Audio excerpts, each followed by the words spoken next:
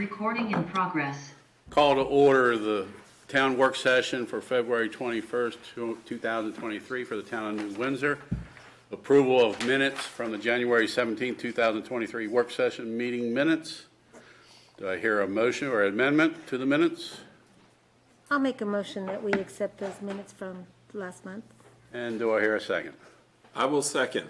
We have a motion and a second to approve the minutes from the January 17th, 2023 work session meeting. Any comments or questions? All those in favor signify by saying aye. Aye. Those opposed, so carried.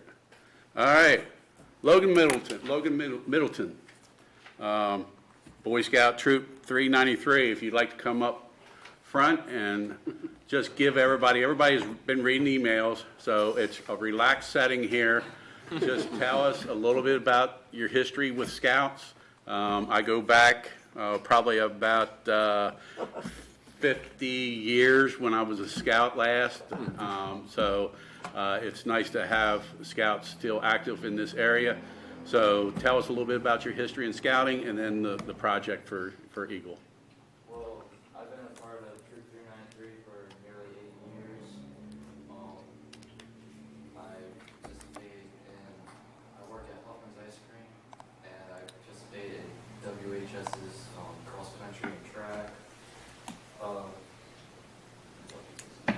I would like to carry out this project to help conserve your guys' properties and help with the filtration on the mainstream town property, helping make sure these trees survive. I understand that with the removal of the shelters, it will allow the trees to grow and live long lives and ensure the filtration of your guys' spring. And this project will help you become Eagle Scout. Eagle Scout. Is there anything that you need? Yeah, well, I also have one more merit badge, which I'm close to getting done, but this is a big thing.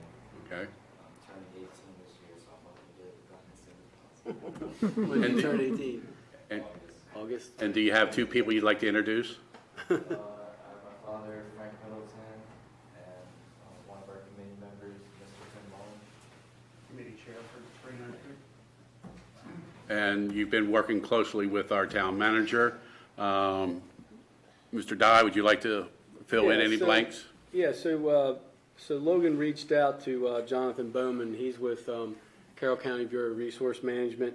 And Jonathan, I know Jonathan from working at the county, but part of what he does for the county is oversees the tree planting and landscaping and forestry aspects, and we have it's about a 2.5 acre tree planting area out on our Mainspring farm that Logan described. They put it in, and for the first couple of years they put the tree protection on it, and then as the trees start to grow, they get rid of those, and then he's going to be helping remove some invasive species to clean the area up around that, and it's a good service to have out there. When we talked about this at the last February 1st council meeting, and some of the concerns then that were expressed that I shared with Logan and Tim were the liability issue, liability insurance, and then the safety issue for Logan and anybody else working out there, and then the importance and sensitivity of the property, being Mainspring provides approximately 80% of our water supply for the town. So it's a very important property out there. And then Tim Mullen, the committee chair, sent us some information which I forwarded to you all, basically describing being a beneficiary of an Eagle Scout, and then I think Tim said they have a copy and can send it to us, their insurance for the Boy Scout troop. So I believe most of those concerns have been addressed, and we have a meeting. When did we set that up? Do you remember? March 3rd, right? Yeah. So if everything is acceptable to the mayor and council, then we already have a scheduled meeting, tentative meeting for Friday, March the 3rd, to meet on site with John and Logan and Wayne, our Director of Public Works, and go over the project specifics and get some timeframes and that kind of thing. I don't think anybody has any issues with this. I think everybody supports it. Former Scout? Eagle Scout, yeah. Eagle Scout, so if you would like to make a motion, I don't think we really need a motion, but as a former Eagle Scout, or Eagle Scout, I guess you're always an Eagle Scout, would you like to make a motion to approve this project? I would make a motion to approve this project. I'll second that. Oh, No, go ahead. Everybody can second it, that's fine. All those in favor, signify by saying aye. aye. Those opposed, so carried. All right. Congratulations, thanks for coming. You're more than welcome to stay for an exciting, but if you need to go home for homework or whatever, you're more than welcome, so thank you. All right, I'll be in touch, Logan. Thanks. Nice meeting you.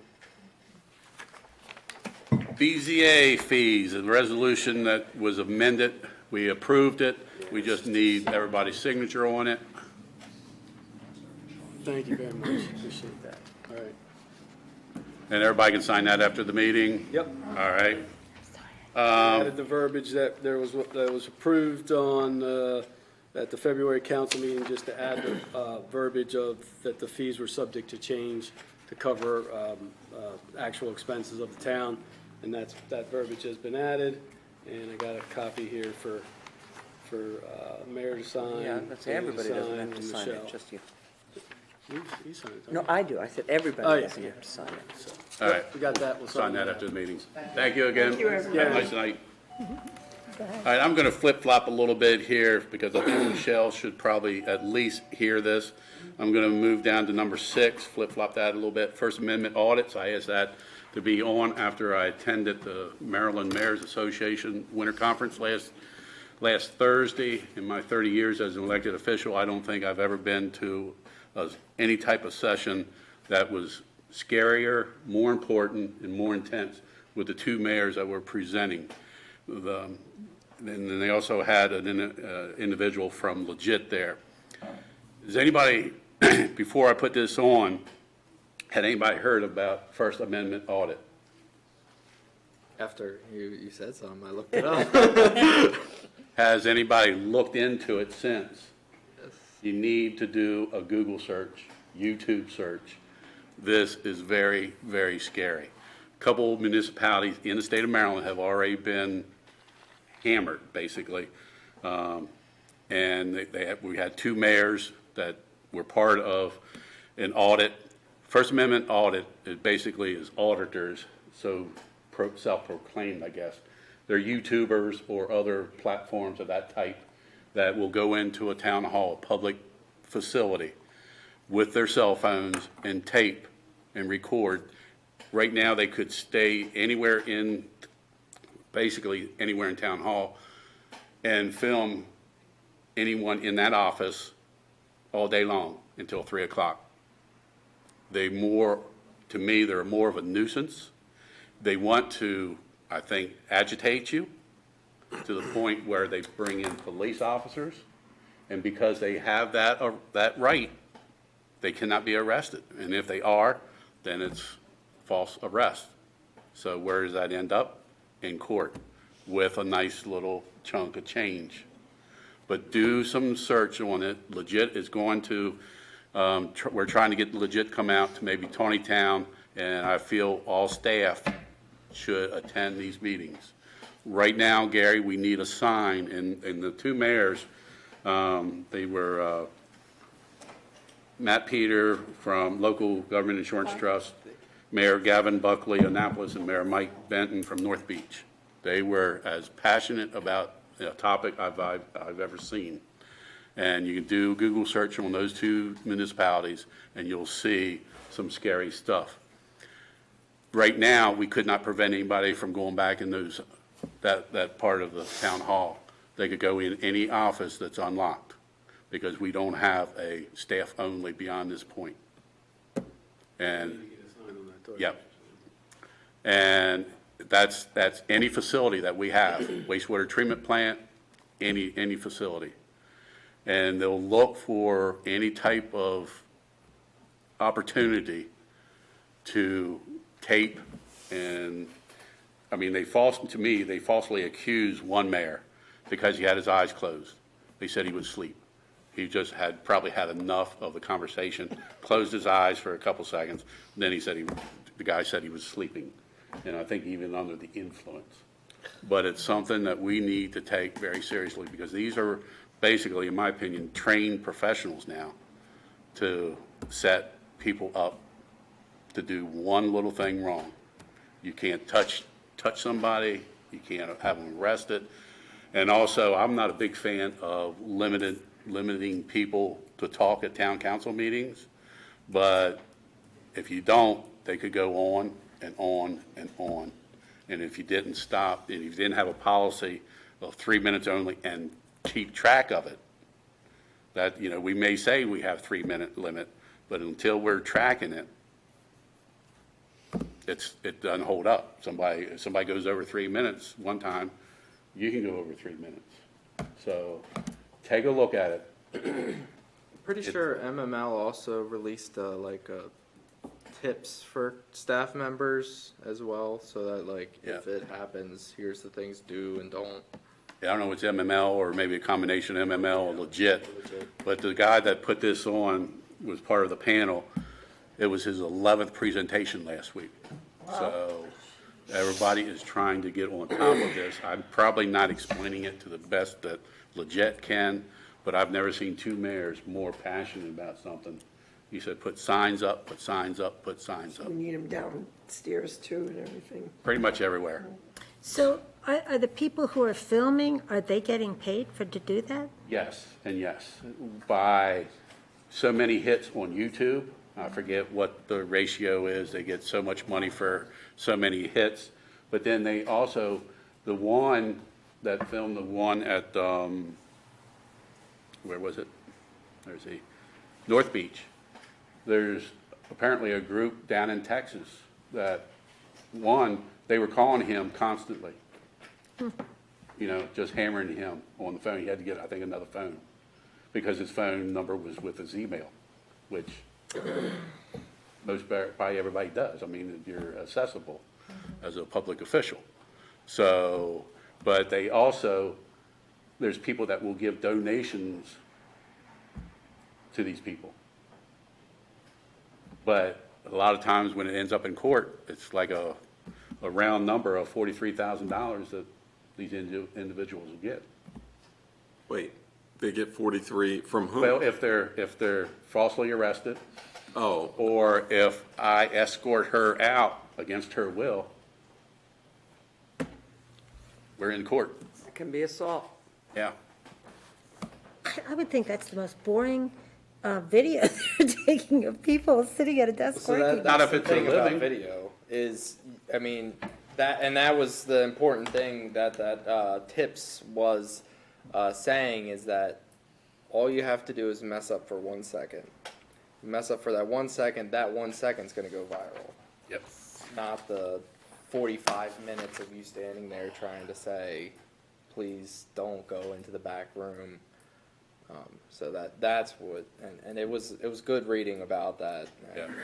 And if someone was in here and wanted to go to the bathroom, you escort them back and make sure all the doors would be locked, because if they're not locked, that's free for them to access. But once they go to the bathroom, you escort them back out. If they don't come right back out, then it's possible trespassing. That's all they let you, that's all you let them do. That's all they do back there. But if there's doors open, they'll go in there, wastewater treatment plant, whatever. You don't need people wandering around your You don't. wastewater treatment plant. That's You don't. dangerous. But, you know, That's why the hopefully, fence is there too, but sometimes if it's Still left need to- open. oh, yeah. During the day, Yeah, that's the thing. they open it in the morning and then they close it when they leave. right. But if you see somebody in there and we didn't have staff only sign, you can't make them leave. What was the other town? You said Annapolis? Annapolis and North Beach. North Beach? I think it was North Beach. Those tips, well, where did you see them? I think it was the MML site, but it might have been from Legit. Okay. Because they're doing Let's sessions, like I think say. about doing a large-scale policy, which is ridiculous in a small town to have to do a large-scale policy for just about anything. But we don't want to be the third town that No. people are being told about. No. Well, I think it's more than just the two, Oh, I'm confident. you know. It's all throughout. It's I probably mean, nationwide. They said nationwide, it's a huge uptick because they're, like, they also mentioned Second Amendment audits that are happening everywhere. But the First Amendment ones is where people come in, just film, they'll sit here for 8 hours and just make sure that nobody's kicking them out because it's a public space. But they said that there's a large uptick, and I saw even in Montgomery County, they had the council meetings and somebody just rambled for an hour because, and they do have a 3-minute policy, but as the mayor was saying, they weren't tracking it, so they rightfully said, well, you didn't track it for this person, I can ramble. Yeah, So what can we, so I see the signs and keeping people, staff only. I have a concern about Kalina's window, yeah. okay? Which we put in, so Somebody- poor Kalina Yes, so didn't someone live in a could stand, cave. someone could stand Oh, there I forgot you were for here. 8 hours harassing her until she breaks and it causes a problem. Can we put a A shade, maybe blind just to or pull a down shade that she could pull and put up a sign that says, please knock for service, or something like that, if someone was in a. These are probably harassing- You could just legit close it. question, I mean, Legitimate. yeah, they're legit, but local government insurance trust questions that they probably are more versed on than what I am. Mr. Mayor, do you know, has Legit or anybody put together,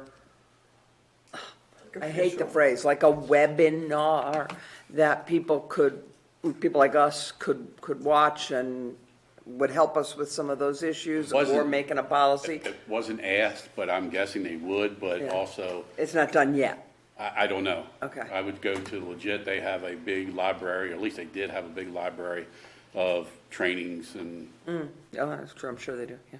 so I'm sure this, you know, It's not going away. no.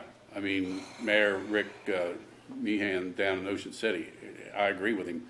That meeting was one of the most important meetings I think we've ever attended, you know, because you just don't think about it. I mean, to me, it would get on my nerves if somebody stood there at the window for 8 hours. So the Or best even thing, one. the best thing to do is just completely ignore them. Don't feed into them. Don't give them any fuel. So, Because you're paranoid doesn't mean they're not out to get you. yeah. And you can't, I mean, you can call the police, but there's nothing. can't do anything. And some police departments don't know exactly how to handle this.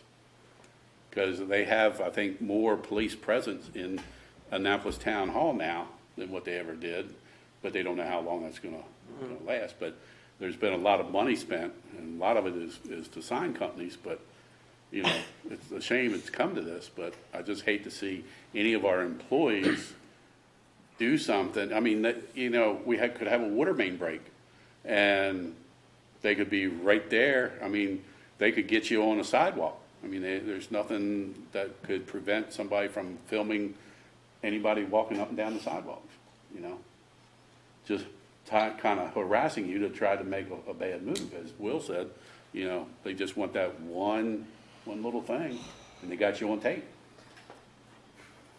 Mayor, I have a question. What happens if you're in a town vehicle and, I mean, obviously you wouldn't put a sign on a town vehicle that says employees only, but are they able to access town equipment or vehicles or anything like that? I don't know. I wouldn't think, but That's like jumping in somebody's car. I mean, the insurance would, I mean, we're not, probably not insured to have people other than staff in those vehicles, so. The main thing is what they were saying is the uptick is they believe they're warriors for fighting for the First Amendment. So they come in to ensure that there is a public space for public officials. I mean, obviously that could be a scenario. I think the more likely scenario is going to be somebody coming into town hall and most likely standing at Kalina's window for about 7-8 hours. I can hold a stone face, it's fine. And their argument is that they're making government more transparent. That's, It's the word of the year. yeah. Transparency. So in a place that is, I'd say like the wastewater treatment plant is a sensitive place, a place that you would require security. Is there just a sign that we could say this is not for public access or employees only, or Contractors only or something like that. would that suffice in that case? That or only, Authorized if, personnel or something. Authorized personnel. Authorized personnel, because you're gonna have the What about hazardous contractors. area? Your authorized personnel, Wayne, you know, because you guys have, And hazardous area. yeah, and because you have contractors and everything in there, so. but they're allowed. Right, exactly. Yeah, they're not Authorized. staffed though, so They're you've got to be authorized. careful of This your is wording, yeah. more, you know, we need to do more research on it. Yeah, So that, you know, like I say, nobody does anything, you know, just ignore them What about if it were to happen. I don't know if it will happen here. Yeah. you know, But it's happening all across the country. It's all happening all in the state of Maryland. I don't think any of us can think it won't happen here about much of anything anymore, No. What about- unfortunately. where does it cross the line when it comes to going beyond the First Amendment? I mean, So if you had that sign, they no, I'm talking if, since we're elected officials, would they then be able to go to your house? on public property, yes. they can stand on the sidewalk outside your house. Sidewalk. I'll give them a broom and rake my leaves. There's a lot of sidewalks need some work here, we could, you know, relocate. No, that's true even before all of this stuff. If it is a public place and someone wants to, now, if they're harassing you or bullhorns or that kind of stuff, it's different. But if they want to stand outside your house with a sign that says Kevin Kornick is a schmoo, they can. Well, they'd be right about that.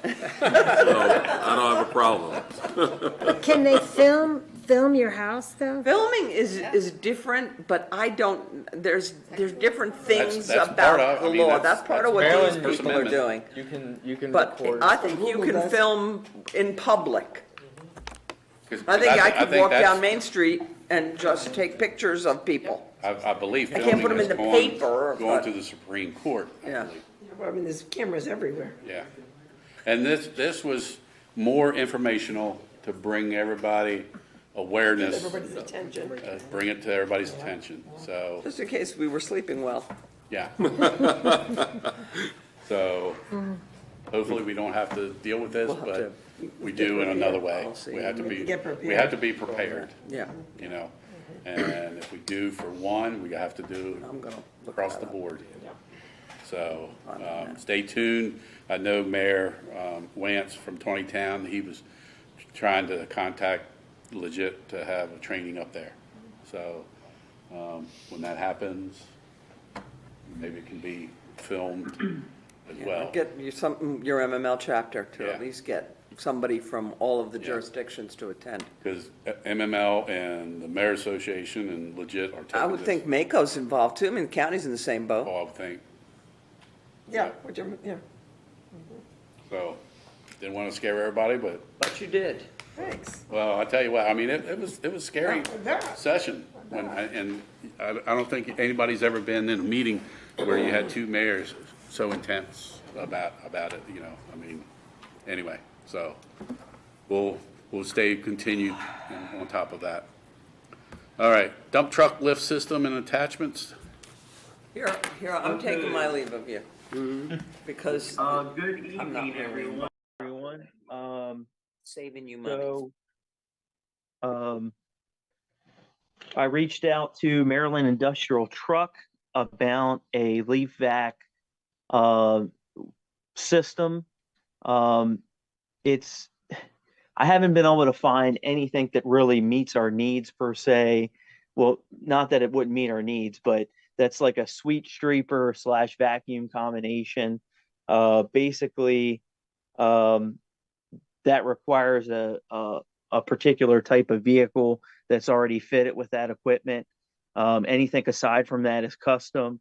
Um, so for our purposes, I found a particular piece of equipment that I thought might work. It's an OBD vacuum system, similar to what we have as far as the trailer unit, uh, but it's definitely a big upgrade. It allows you to have 2 foot of suction.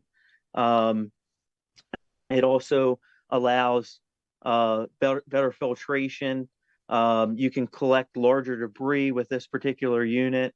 It has a wear impeller, which is replaceable, a lot more user friendly. It's a brand that we know and have trusted before with many more improvements, but also with a bigger price tag. Um, so basically, it's a self-contained unit. It would utilize a hook system, um, and there's a couple types of hook systems. There's a hook system that's like a standard hook system, and then there's also a roll-off system, which is cable activated. If we went with this type of leaf vac slash street cleaner, I think I would go with a regular hook system instead of the cable system. They're a little bit more dangerous, and you slide up rails with those, and then you have to have additional um, ways to secure the back part of your load, whatever you're hauling. A little bit more dangerous to operate, not as user friendly. Um, but anyway, so we participate in a self-sustaining government organization called Sourcewell. Um, it's they offer contract purchasing for municipalities and nonprofits. Really good organization. When we purchased our Kubota tractor and both of our mowers, our Kubota mowers, we went through Sourcewell. It makes sure that we have the best pricing that we can possibly get. Um, and it's a good procurement resource that the town has and has had access to for about 4 years now. Um, so basically, it aligns with all national, state, local, and federal procurement policies. And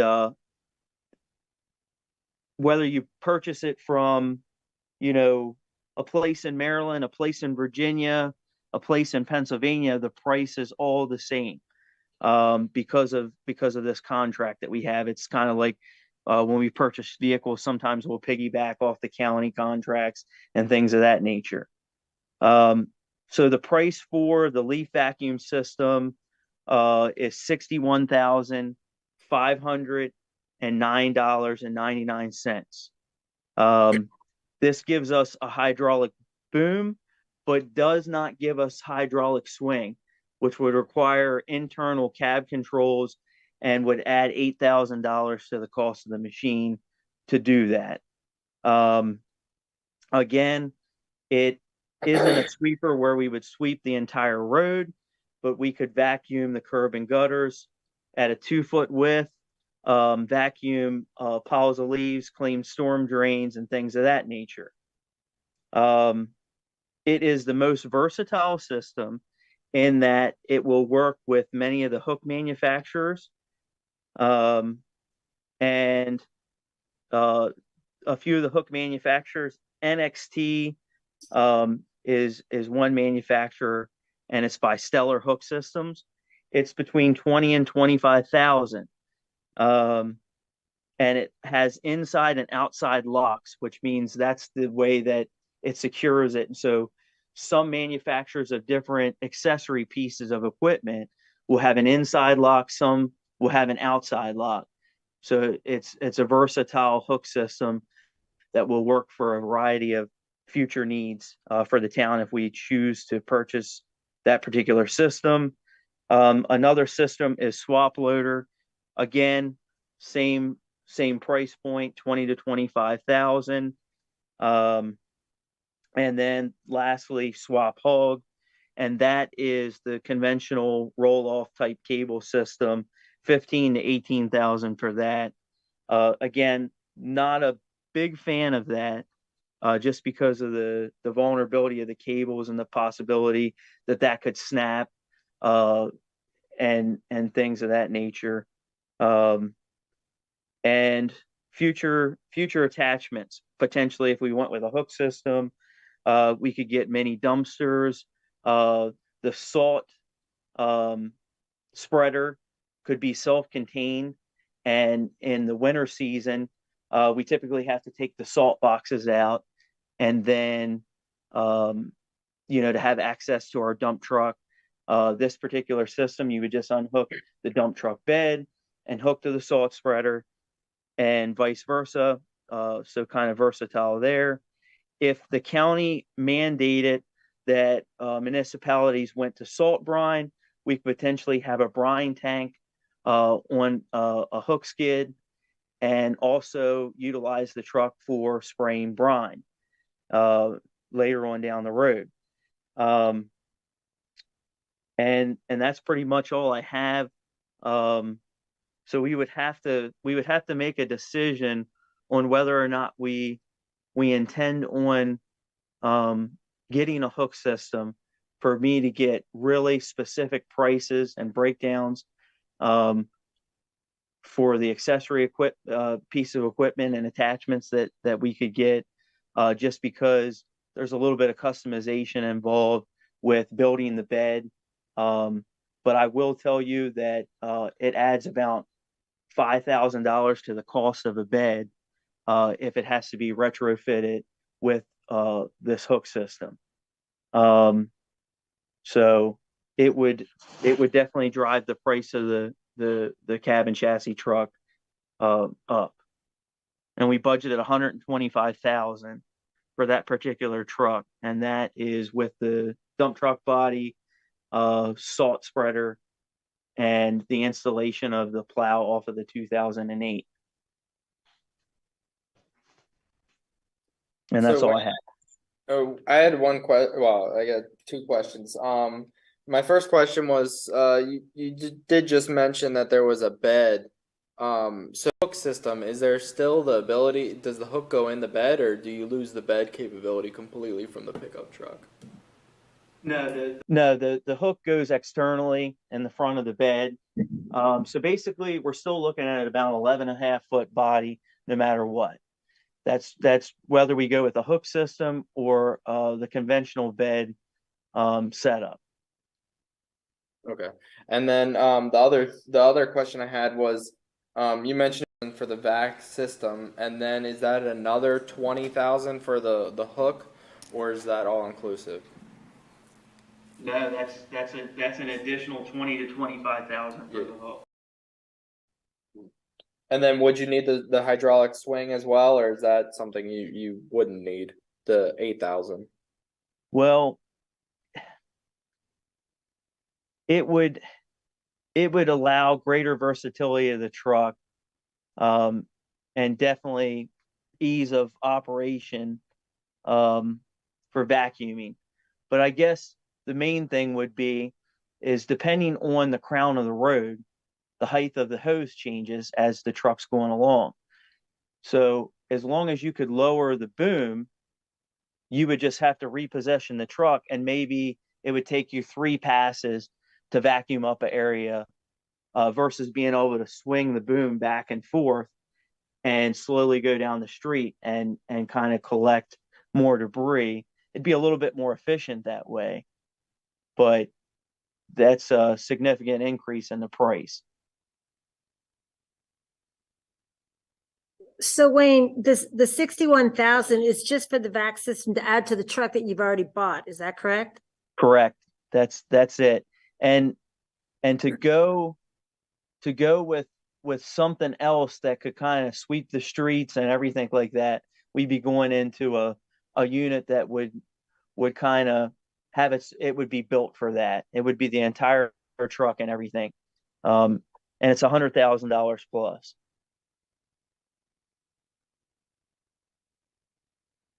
Hey, Wayne, you mentioned about the additional cost with the hook system. Can you elaborate on that a little bit? That's if we don't have a hook system in place or the direction to go with the hook system in place before we order the bed. Is that correct? Correct, yeah, so basically. So basically, um, because the truck is so custom, because it's a cabin chassis and it's not a direct build from the factory, every little detail that we change, it affects the price of anything that we do. And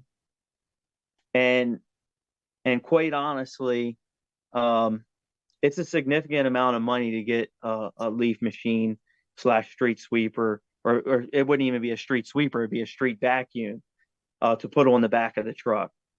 And it, it's anywhere, and the hook system would be nice,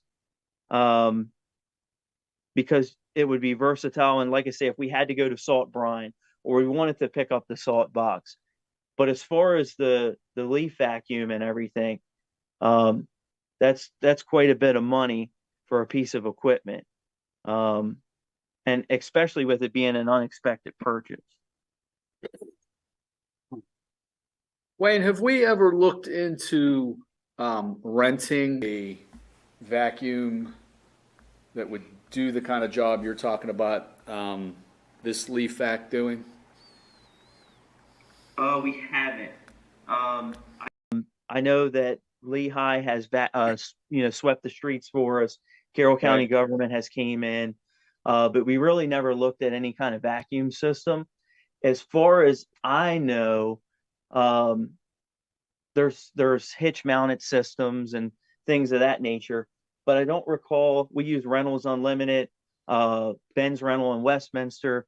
I don't ever remember seeing a vacuum system or a sweeper system that they would rent out. However, Sunbelt Rentals, that's something that I could check into, and then get back with everybody. Hey, Wayne. Yes. You might want to, if you're going to try some, you might want to try United Rentals. They kind of, I've used both of them, and they have all kinds of industrial type of rentals. Yeah, so I use United Rentals for the town as well. Oh, okay. My contact there is John Maddox. Okay. So he's a pretty guy. That's a pretty good guy. Pretty good guy. That's where we get the high lift from when the center lift's not available.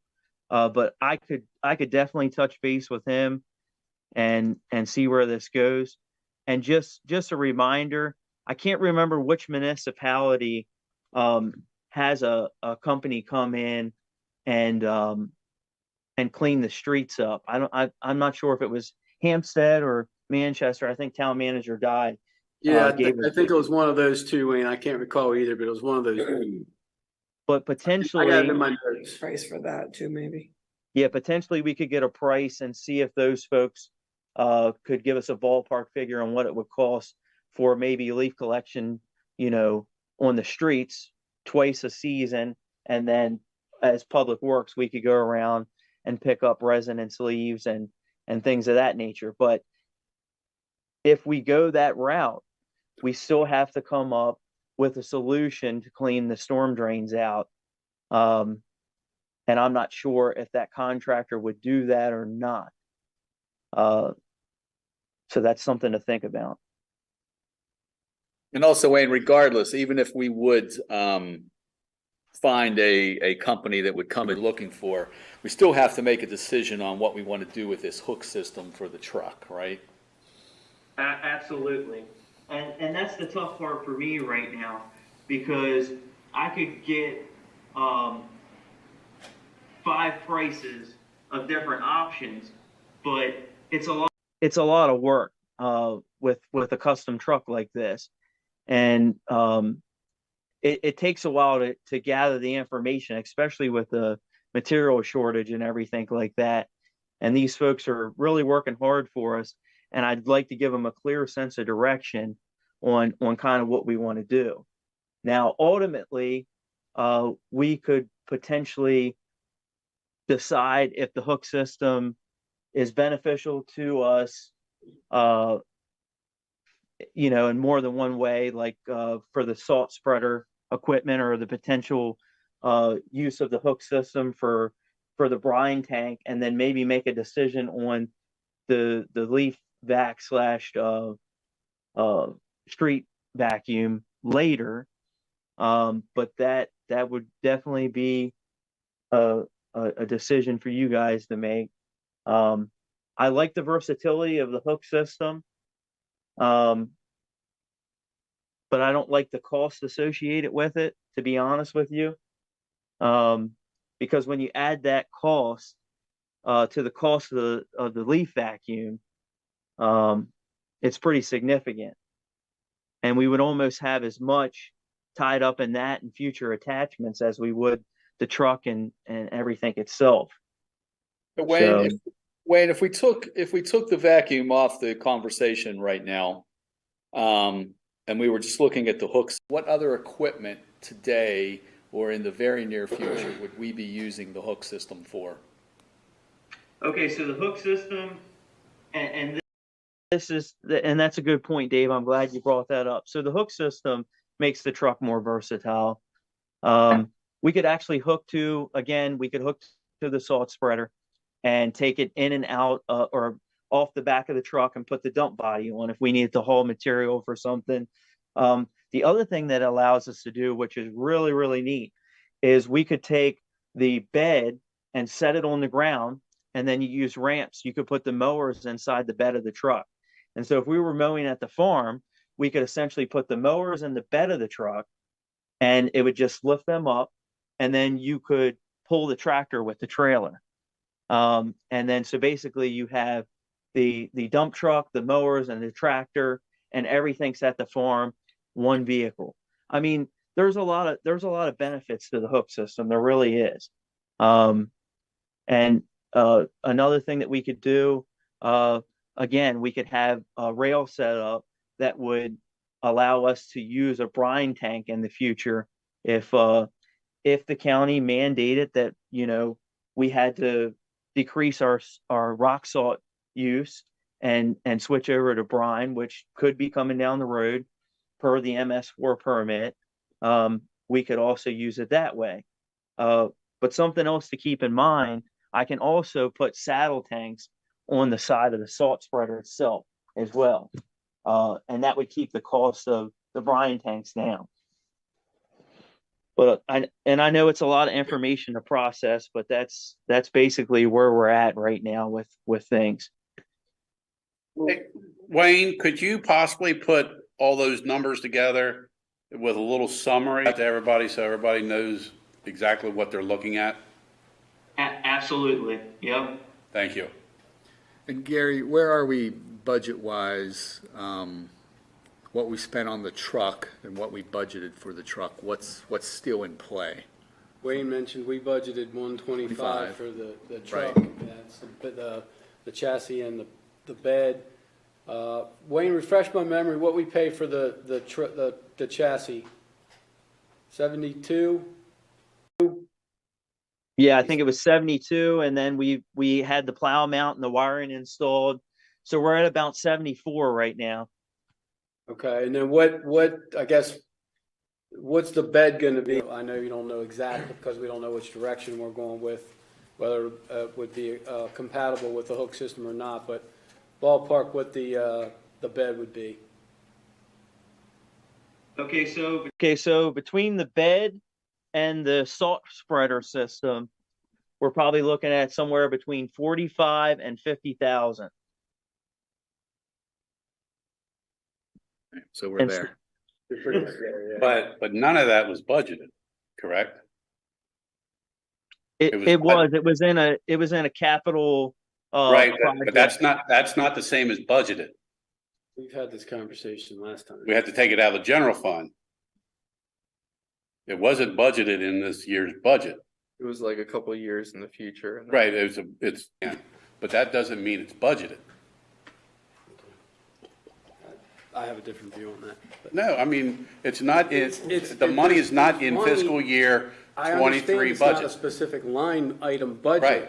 But if we want to go and budget specific line items for specific capital projects, then we need that direction to do moving forward. It was never done that way. I know. So then there's the five-year capital project, or five-year capital plans for general fund and enterprise fund then are just nothing but numbers on paper, if you're not going to Correct. budget for them But, specifically. well, I won't say just numbers. I mean, it gives you a plan. That's what that is. Your 5-year plan is a plan. Right. But if you want to budget something, you have to have it in the fiscal year budget. But it doesn't mean we can't purchase it, but we have to take it from the general fund. It's not budgeted. Or you could take it from the enterprise fund, depending on Well, what the- yes, what the- okay, but I'm saying, But my we point- take it from our reserve, but not our budget.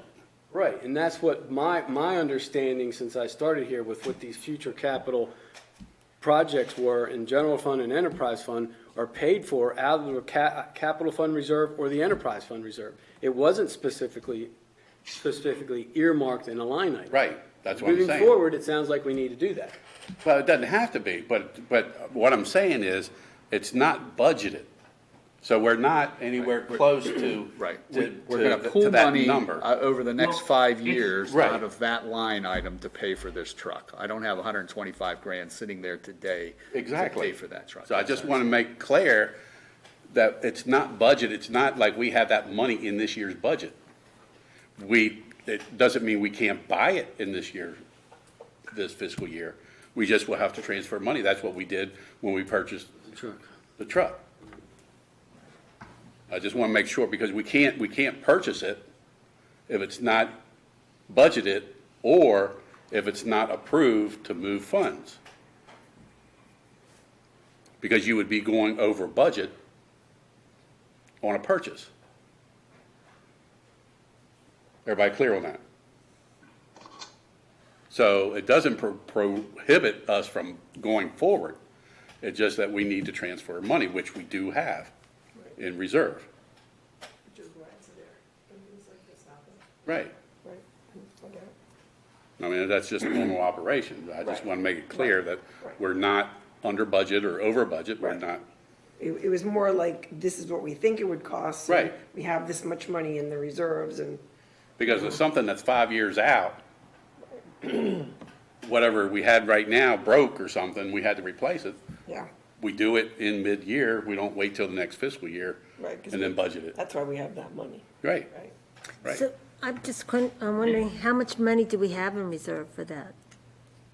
Because it's two different Well, funds. we didn't say just for that. I mean, Yes, we a lot of have, things. we Well, I have mean, a, just in reserves period, I guess, to accommodate any of these 5-year plans.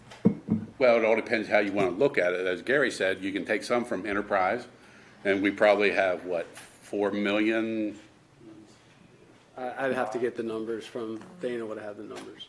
It's not that we can't pay for it. I just don't Right. want people to think that it's in the budget.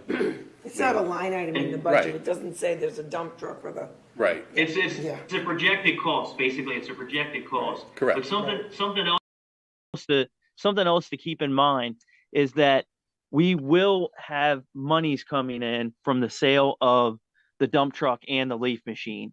So the leaf machine is going to bring anywhere from 5,000 to 8,000, and the dump truck will bring anywhere from 15,000 to 18,000.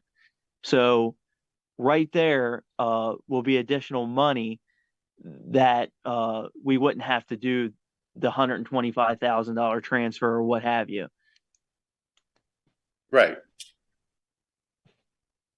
So, but if you can get the summary paragraph or two, I think, and either send that to Gary or send that to us, and he can send out whatever you want to do, I think that maybe will help everybody understand exactly what direction we need to go. And hopefully, maybe by the March Town Council meeting, we can give you a definite answer on where we want to go. and include Okay. the cost of possibly paying other ways for the service too. Oh, yeah, other avenues of rental. if you- Renting or if you can look into that. contracting. Okay. And if it's, if it's $5,000, that's $100,000, whatever. And to pay somebody else to do it. Yeah. Take a long time to spend that much.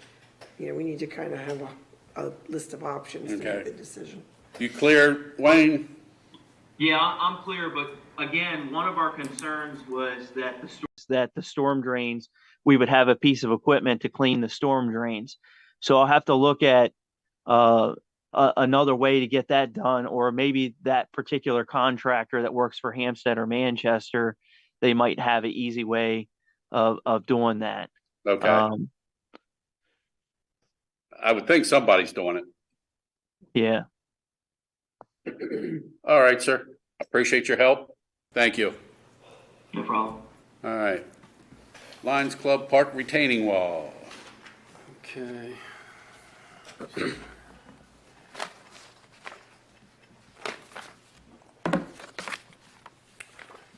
Okay, so this was started back a while ago, back in July of '22.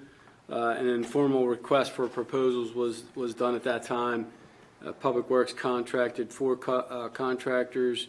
If you recall, we experienced delays with response times and finally got 2 contractors to provide proposals. The contractors were Bitzel's Lawn Care and Douglas Lawn and Landscape.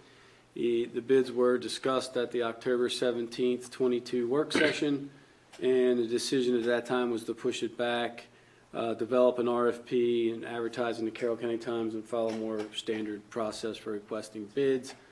An RFP was generated and put out for bid on January 15th, 23, and the RFP was to replace the existing wooden retaining wall with a new block wall. The wall is located behind the pavilion at Lions Club Park, located at 312 Maple Avenue, and the proposals were due February 3rd, and we only received 1 proposal, and that proposal was from Douglas Lawn and Landscape for $61,277. And I did a breakdown of the POS funding and costs as follows. The current project open space awarded was $46,600, which is broken down. It's always required 5% county contribution at $23.30 and 5% town contribution for that same amount. So the POS, that's broken down to $41,940, which is the other 90%. And then again, project total was Douglas Lawn and Landscape bid of $61,277. So additional town funding needed to complete would be $14,677, and then total town funding, including the 5%, which we are always responsible for anyway, is $17,007. So couple options. We could use the contingency, the general fund contingency, to fund the town portion. Right now, our current general fund contingency balance is $17,776. So that would pretty much wipe out that line item, but there is money available in that line item. We could use general fund capital project reserve. Again, this would require a transfer. As Mayor Roop said, the current balance, Sharon, as of the other day for capital project reserve is about $340,000 on there. The town is scheduled to receive POS assistance, project open space assistance, again in FY24. The letter will come out in mid-May with the estimated funding and project request forms, and then award is issued in early fall. At the January 17th work session, we discussed 3 possible project open space projects to apply for in FY24. One was the half-court basketball court at Atlee Ridge open space area. Another was skate park upgrades. The third was Atlee Ridge Spring House at Gear Lane storm drain improvements. We're not sure if this qualifies for project open space. We're looking into that. It may be an issue with it not being considered a park or an open space. It's a historic site, but Mike's checking into that for us. And we could apply for additional funding to cover the cost of the retaining wall and the 2 or 3 projects listed above. If we delay it again, I don't believe we have to rebid it, but we would have to notify Douglas Lawn and Landscape and give them the opportunity to update their proposal in the fall after the award of the POS award. Their material costs are likely to increase during that time. So that's just So Gary,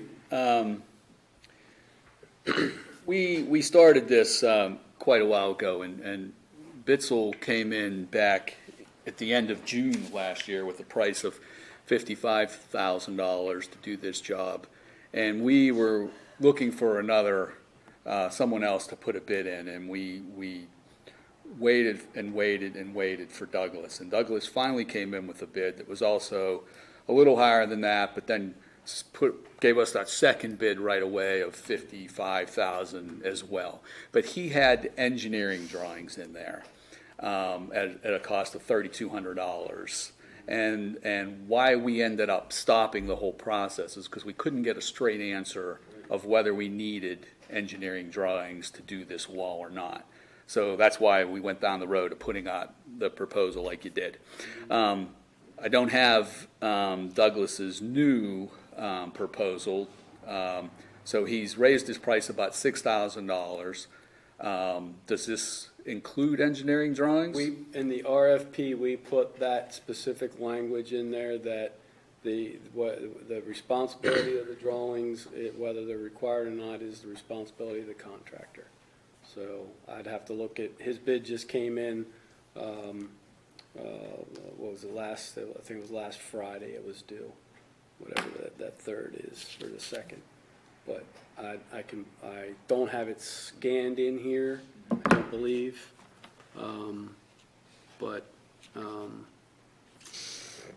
So for clarity, his price has gone up $6,000. If engineering drawings are included in that, then it's apples to apples that we're looking at. If it's not, then his price is $9,000 more than it was back in October. I'm sorry that no one else bid on this because I really feel like we would have did this job back in the summer when Bitzel was ready for $55,000 if we weren't waiting for Douglas to give us that second bid that we hoped to get. And we still don't know if engineering drawings are required or not. They might have not been, and we could have had the job done. Water under the bridge at this point, but I think we need to take a look closely at Douglas's proposal to ensure we're getting the best value compared to his proposal that he provided us on, I think it was October 14th. Did Bitzel ever reach out, or did they just not want? Wayne reached out to him once we put the RFP out, and they weren't interested anymore. He didn't want to deal with, I guess, didn't want to deal with the paperwork and the uncertainty of the drawings. Engineer drawings. Right. Yeah. Yeah, so that was his concern. Bitzel's concern was we had a little bit of mixed information coming from some of the county officials on whether or not the engineer drawings were required. One particular individual that I talked to said that the manufacturer specifications would be okay. And then I believe town manager Dye called another person with the county, and they basically said that the engineer drawings were required. And that's why we had decided to put that in the RFP, that the contractor was responsible for verifying the information. That way, it kind of put that responsibility on them. And unfortunately, because of the mixed signals there, Bitzel Landscape didn't want to invest any more time pursuing the unknown, I guess you could say.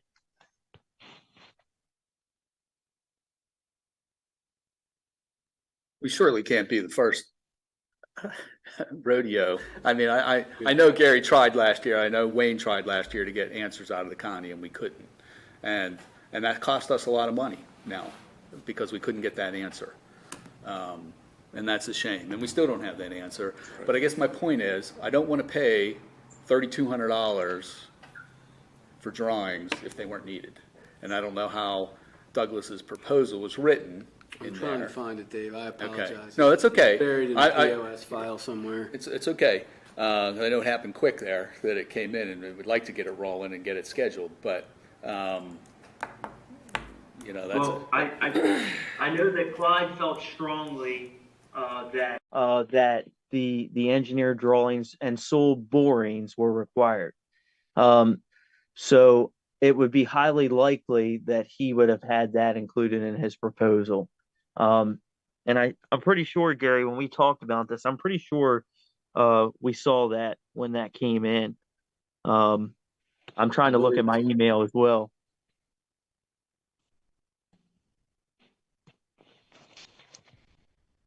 I got his actual bid Grab that, package but in I the thought back. I had it saved in here.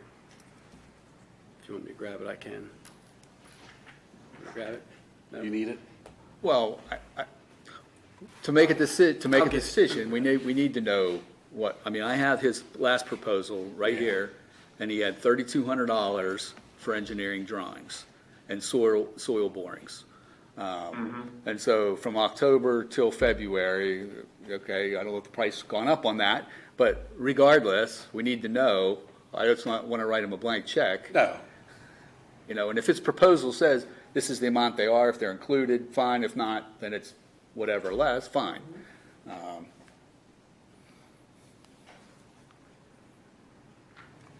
Also, assuming if he can't get a straight answer from the county, he might just end up putting in the proposal to do them. Yeah. And then go from there, because I don't think he's so- going to want to not do them and then have to tear it down if they didn't.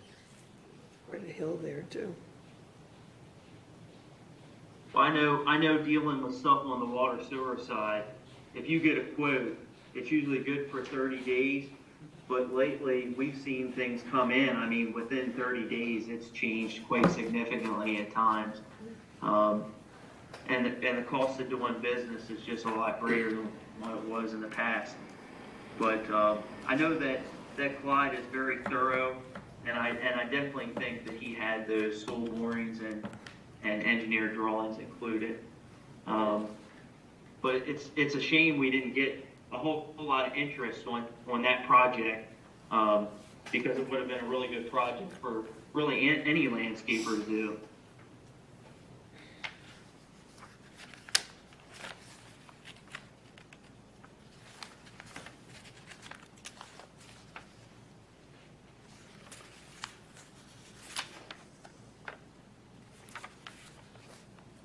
Alright, he does.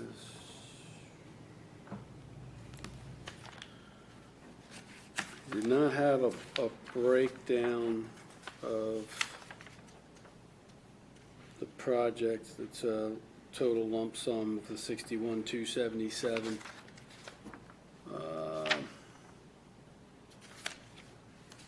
But It's not itemized.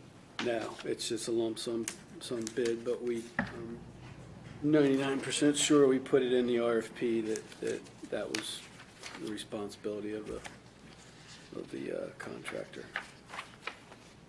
I'll find it. I mean, I'm sure that the responsibility is in there. What we're trying to see though is if he just factored that in and added the $4,000. If they're not needed, maybe that's a savings. Or it could just cost that much more. He did say that the material, it could be. the block material and some of the material prices went up. Could be the same proposal, just different material. So you're going to need to reach out to him anyway? Yeah, I'm gonna have to find out what if it does include that, his prices, where he is with that part of the project. I mean, is it fair to ask for a breakdown of the price? He gave us the total breakdown last time of his cost to do this job.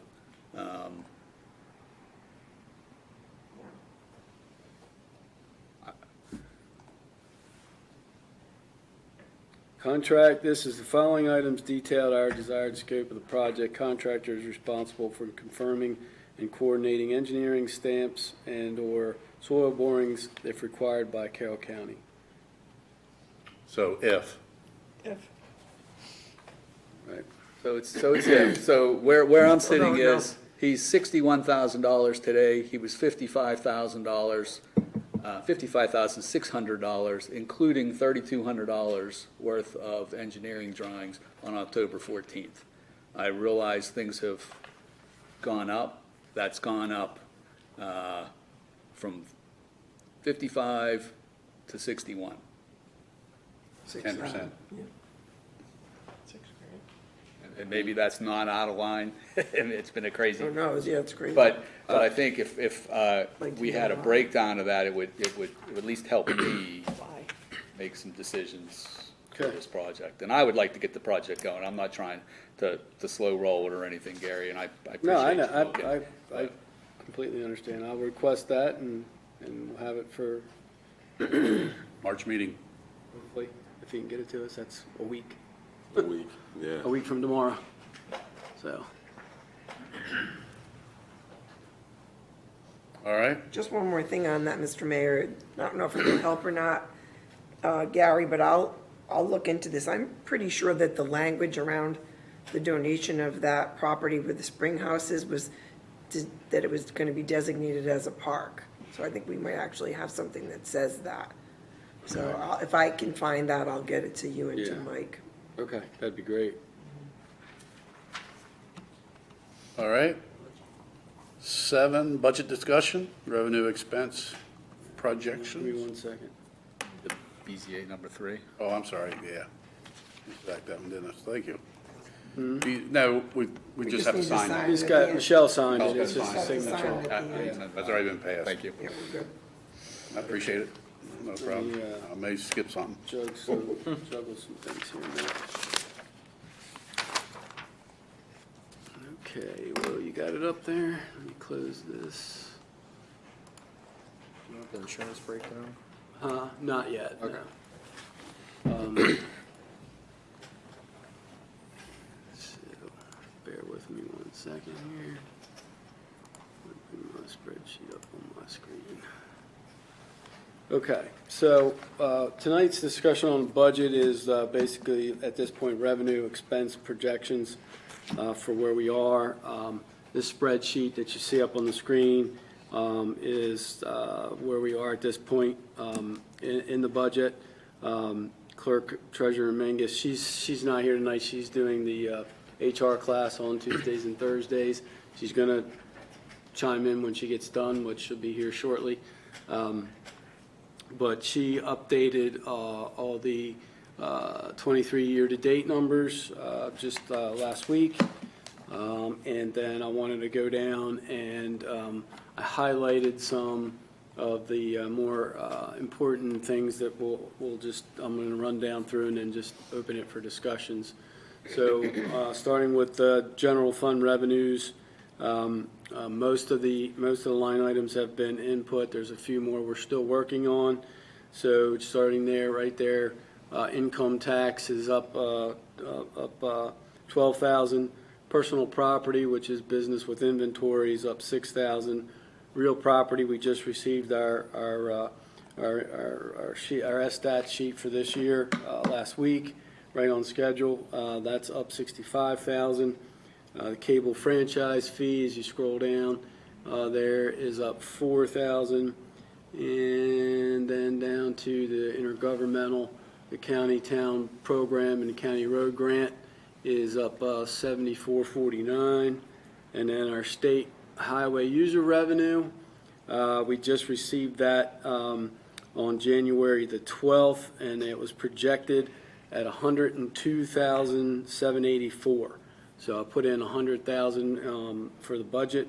This is the first time since I've been here that that's been a six-figure number. So that's a good sign. So I put in the last 2 years, as you can see, we were being conservative with COVID going on and just not sure how things were going to be going on with that and fuel prices. We conservatively budgeted 50,000 the last 2 years, and so we're using 100,000 this year.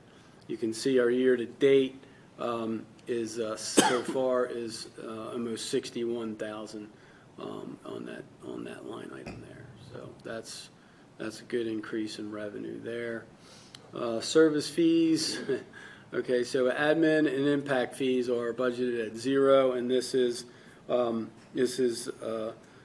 loss of revenue of $2,400 and $5,400 respectively, and that's planning for Snyder Summit to be completely built out going into fiscal year 24, and there'll be more on this under enterprise fund, a lot bigger hit on enterprise revenues there. So miscellaneous there's nothing real earth-shattering or changing in there. So that's the general fund revenues. And Gary, up to personal property. Mm-hmm. Is that 46,000 accurate when we've only been around 18,000? The year-to-date Yeah. number? Why would it be? That's a good question here. Let me see here a second. I put some notes out in one column. If I open it up, I can't see. It gets to be, the spreadsheet gets this big. Personal property. I don't have any notes in there. I will double check on that. All right. That is the personal property check year to date. Yeah, it does seem unusually high. Yeah, I'm guessing maybe something was entered wrong. Yeah, okay, I can check that. Any other questions on general fund revenues before we move on? Okay, so going down to general fund expenditures, you have several categories. Legislative, executive, municipal building, planning and zoning, public safety, and parks are complete for now at this point. We're still working on public works and miscellaneous. I am running budget numbers for two new positions. One is a part-time receptionist and a public works assistant supervisor. So salaries and other line items reflect the addition of these two positions for now. I just put them in. I do that portion of the budget first. All right, let me see here. So under executive salaries, you see that's up 24,317, and that the large part of this is the inclusion of a holder, at least for the part-time receptionist, which would be 100% general fund, 100% funded by the general fund, and that would be a part-time position and not eligible for health care or retirement, so there wouldn't be any impact on that part of the budget. Strictly the general, just strictly the executive salary portion. As you scroll down, professional services. If you recall, I mentioned last time that the direction of our auditing firm, ZA, they suggested us hiring an accountant, temporary or part-time accounting consultant, and I have a meeting scheduled with Mark Schultz Thursday with myself and clerk treasurer, and we're going to start. He's going to help us out with the discussion and general direction, and Mark's an accountant by trade, so we're going to get his input and see what we need in a general direction, so we can get some prices on that. So we have to get on that yet. Okay, under municipal buildings, got IT support computers is up 4,000. That has increased 4,000. That's for regularly scheduled staff upgrades, and then a possible new public works position computer. Scrolling down, nothing crazy under planning and zoning. Public works category, again, your public works salaries are up 35,787. Again, large part of this is the new public works position.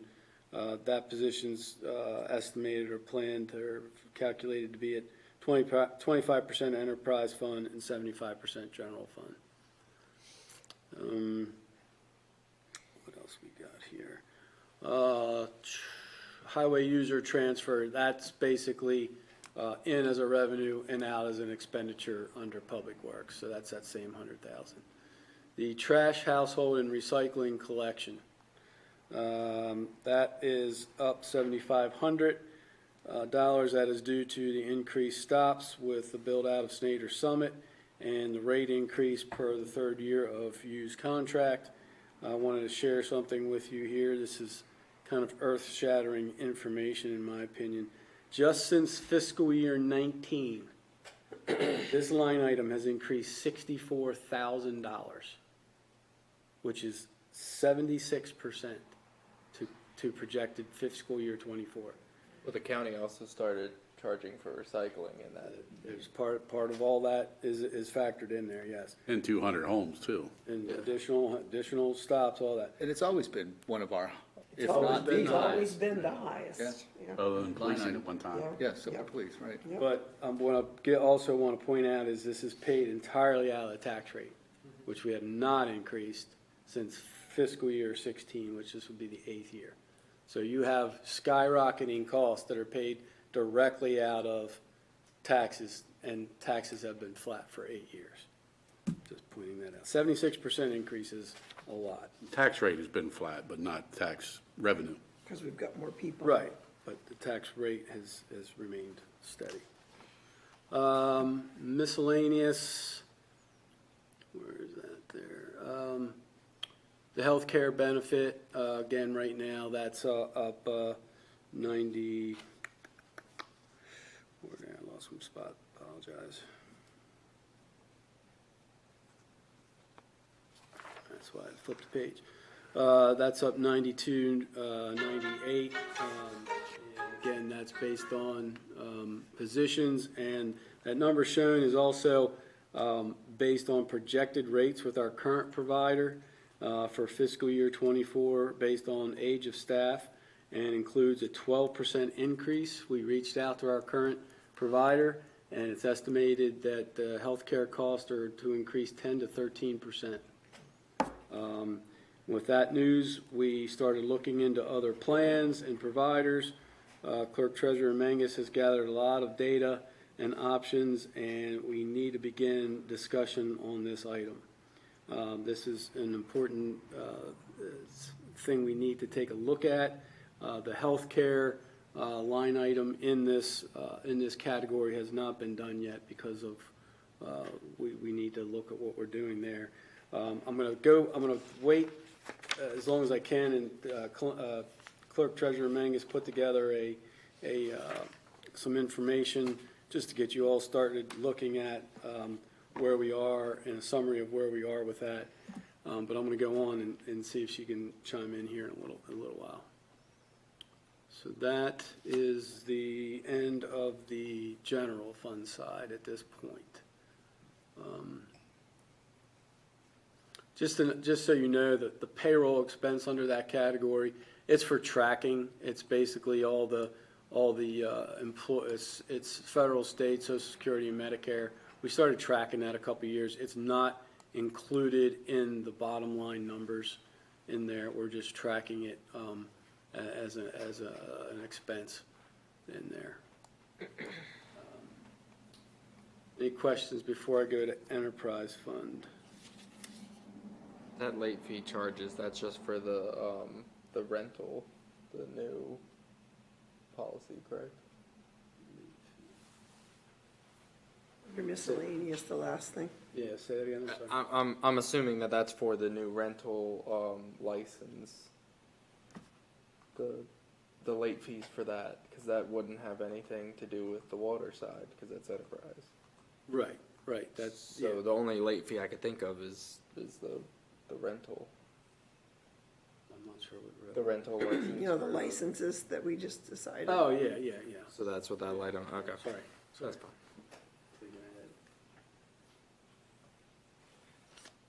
Okay, so now on to enterprise fund revenues. Your bay restoration fees are, okay, first of all, we're waiting on adoption of the water and sewer rate study to finalize the water and sewer usage revenues. And Gene Holloway with CERCAP, they're they're preparing the water and sewer rate study.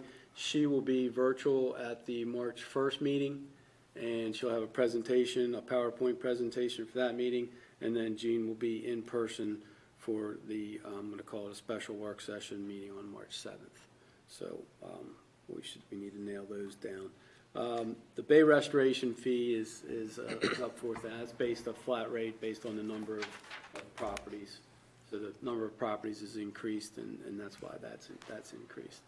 Your sewer and water usage receipts, I put basically placeholders in there, and what I used was I just put in our current fiscal year base and user rates that we have now, because we don't know which direction we're going there. So just with those numbers, they would increase 60,580 and 48,475 respectively. I just put it in as a placeholder at this point. The water and sewer hookup fees, this is where, again, they're budgeted at zero because of Snyder Summit is expected to be built out, and this is a big loss. This is $216,000 in revenue lost, but we knew that was coming. When those lots get built, there's no more left. So that's pretty much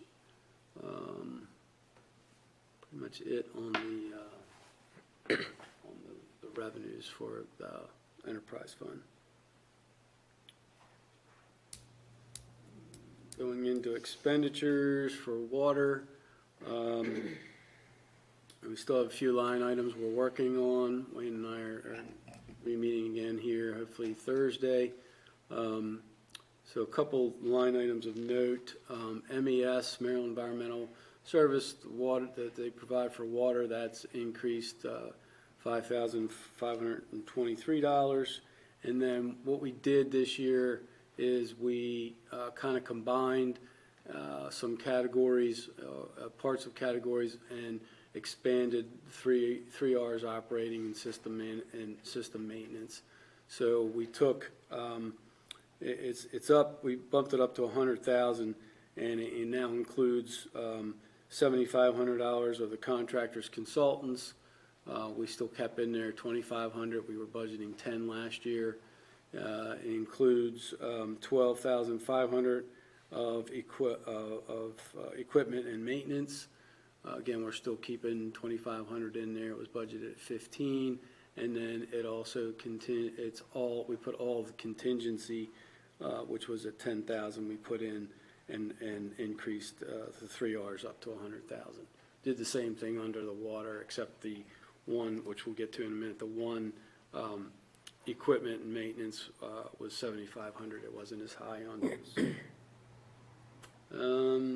So that's pretty much the highlights there under water expenditures that we have in. Except we still have a couple more to put in. The capital project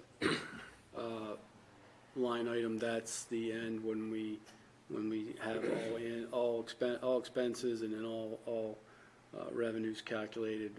That's put in to calculate, and that's the money in theory and planning that goes towards the reserves of both general fund and capital. General fund and enterprise. Enterprise is then split 50-50 water and sewer. So you'll see a line item for both water and sewer there. That gets put in at the end. Okay.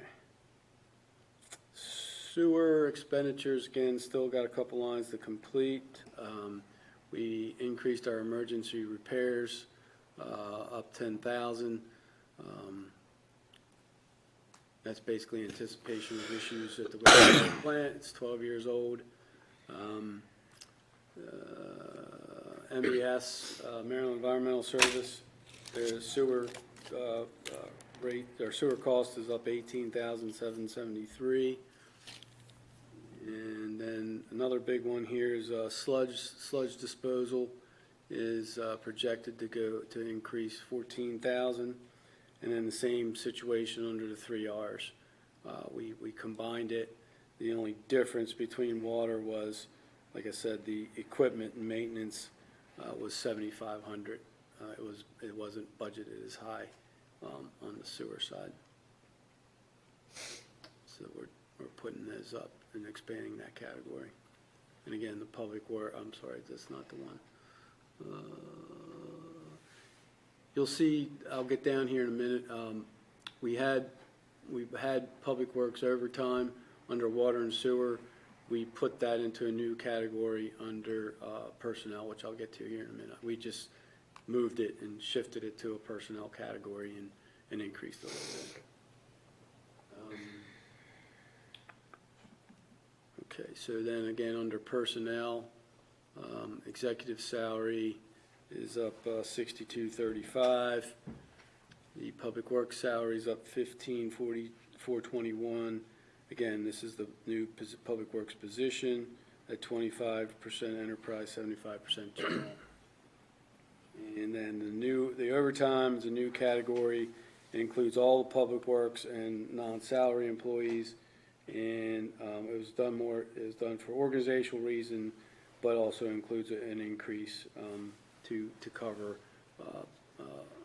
anticipated overtime by staff.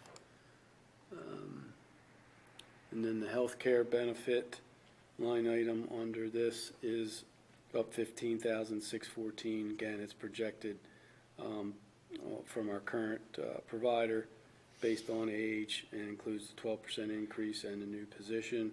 As we mentioned earlier, we're looking into other plans and providers, so that prevents us from the healthcare line item. I know that's already there. So that's, and then the next couple categories are all summaries, but we're not have everything finalized yet. The bottom two is what we break down for Maryland Environmental Service for water and for sewer, and those numbers that you see are up under water and sewer respectively for those numbers. Any questions before I get into the healthcare sheet that Dana put together? Yeah, I have. Go ahead. I'm sorry. So if I understand right, you were proposing a 5th Public Works employee? Correct. And we haven't hired the 4th Public Works employee yet, so we don't know how we are going to operate yet with 4, but we're going to go with 5? Yeah, that's what we proposed in discussions with Director Myers. Yep. The position's open now. It's been open. We had it out for we had it out twice. This is the second time, and we did get more applicants this second time. They were due. They closed on Friday. And Wayne and Alan and Tyler went through the applicants, and there's probably 6 or 7. A couple came in later that they haven't seen, that they think that we want to interview. So we're going to be setting those interviews up for that position. Okay, so last year in the budget we budgeted for the 4th, and it took us a while to get it out on the street, and so we're almost heading into 9 months or longer without that 4th position. I don't know how I feel about, well, I do know how I feel, but I don't know how we can hire 5 when we haven't seen how 4 are going to operate for the town. And I'm a public works advocate, so I'm all about public works, but I'm not sure.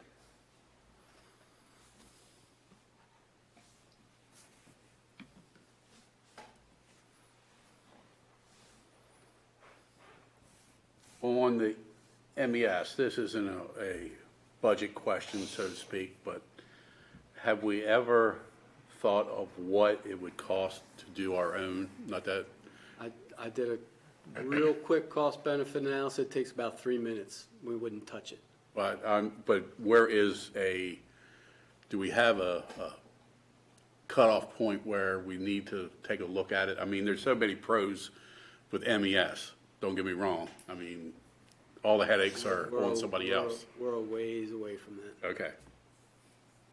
You're hiring licensed operators. Oh, understand all that. vehicles, insurance, it quickly gets way past that number. But I know we looked at that many, many years ago. We Yeah. weren't anywhere near it, but We're still not as it anywhere keeps going up, whether or not, I know you'd have to have at least 3 people, if not more. At least 3, Yeah. for probably, you're really talking probably 3 on water and 3 on sewer. Yeah. Because it's a 24, it's. Oh, yeah. It's 24/7, Right. I mean, you have to, And right now, if somebody quits, that's not on us. right. They have to figure it out. Right. I think of that every year too, because I see the increase that we have. I said, the water increase was 5.9%, the sewer increase was 15%. It's a lot, there's no doubt about it. But the total for water and sewer for fiscal year '24 is Right. $243,000. But I know whether we had salaries alone, but I don't know if we had a figure where somewhere down the road, we need to look at it, just as a cost savings. it's, I know it'd be more headaches, but. yeah, it's, I still feel it's very far down the road. Okay. Just a quick glance at it, Wayne and I started kicking around a couple numbers, and we blew past that number, and just in staff, not even cars, vehicles, insurance, any of that stuff. Right. So. All right, I think rumor has it Dana is on. Yes, hi. Do you have your sheet there? I do. Gary and I are looking at insurance rates. I've already contacted John, our current broker, and he is predicting that insurance rates are expected to increase anywhere from 10 to 13% for this fiscal year 24. Currently, the town pays 100% of the employees' health benefits, and we currently cover a total of 4 employees. We have 2 plans that we offer. 2 are on the platinum and 2 are on the gold plans. And then below you will see the expected projected platinum rates for 2024 with an increase of 12% per month. This is assuming that the 2 that are on gold would move to platinum, who have both expressed interest on those plans. So we just went okay, put them all on there to give us the biggest number we could have. So totally monthly would be $3,844.48, or a yearly projected cost for 4 employees of over $46,000. And this does not include any new full-time employees that we may hire in the future. Year to date, we have paid $23,938 with a monthly bill moving forward of $3,163.50. This, we have 3 months to go because we've already paid March. We're a month ahead, pretty much. I've come up with a couple of ways that we can kind of help ease the cost for fiscal year 24. One would be, with the majority of the staff most likely moving to platinum, we could have the town just cover the gold plan for the employees, and then the employee would pay the difference if they wanted platinum. With that, it is projected with the increase at $36,718.44. And again, we're keeping our same provider, we're keeping everything that we have. And if you just wanted that platinum experience or coverage, you would have to pay the difference. Or we could keep our provider, which is Blue Cross, and the agent, and just move to a different plan with an HRA, and the town would pay 75% of the employee deductible, which is about $3,000 per employee on this plan. The plan varies in ways, but is most compatible with what we already offer our employees. They wouldn't have to change any doctors.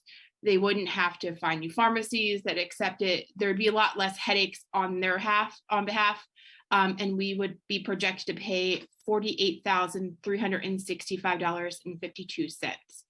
Again, they would get an HRA. So how that works is they get a debit card. We would put $3,000 on it for 4 employees or how many employees that are in there. So that's $12,000 a year. And then anything like copays, medicine, any medical expenses that they would have to pay in pocket, we would basically pay 75% of that. And once they run out, it's on them. Or we could move to a different provider and a different insurance agent. I spoke to many of them, but Brian Lewis with BK2 Benefits Group out of Westminster, he was actually recommended by one of our vendors. He gave us a Aetna plan with an HSA of a $2,000 deductible per employee, and the town would basically give the employee $2,000 to cover the deductible on that HSA account. Again, the employee would get a debit card. They could pay medical bills, fees, anything that is covered under the HSA, they would pay with that $2,000. Again, this is a very compatible plan than what we've already offer our employees. However, because we're going from a Blue Cross to an Aetna, there may be chances that they would have to change doctors if their current doctor didn't accept Aetna. And that projected cost is $35,886.08. All of the plans do include vision and dental as well. So something to think about there. And then if we move down, we've also started to talk about ways to help benefit the employees without giving them, $1 million in salary. And we talked about other benefits. So we looked up a short-term disability plan as well as a life insurance plan for 6 employees, which would be the 6 employees that we currently have on staff. Again, any of these numbers, they don't include future employees. So for short-term disability, for fiscal year 24, you're looking at a $2,676 per year for all 6 employees. And then life insurance projected for 24 would be $3,408 per year, again, for all 6 employees now. And those 2 plans have a bunch of things that we can talk about if there's any questions on there of what the employee actually gets.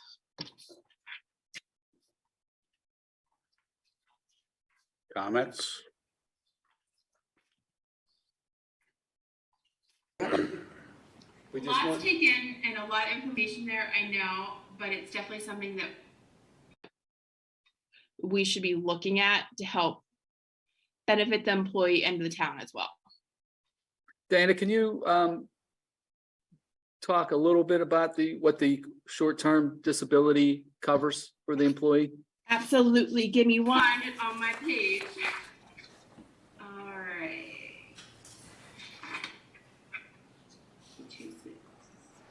So it is basically if they're injured, right away they would. There's 2 plans. I went with the highest plan that we have gave for this estimate. Basically, if they're injured, they would automatically be able to get short-term disability right away. And they have, I believe it's 90 days. I think I left all that information right on my desk when I left this afternoon. I apologize. But they would have about 90 days to be on it. If you were to be sick, you have the first 7 days of it, you are not covered, but after that 7th day, you could technically be covered. If we did go with anything on short-term or long-term disability, it would be something that we would definitely need to look at as well in the employee handbook, if we would allow them to, or if we would have to make them use sick time or pay time off first before they could go on to the disability. What percentage of their salaries does this cover? It covers, I believe it was 75. Gary, do you have that information? I left it right on my desk. I'm sorry. No, I did not bring it with me, I'm sorry. Oh, it covers 60% of the weekly earnings with a max of $1,000 a week. Most short-term disability plans Yeah. are 60%. Yeah. 60. Okay, yeah. Thank you. Thank you. No problem.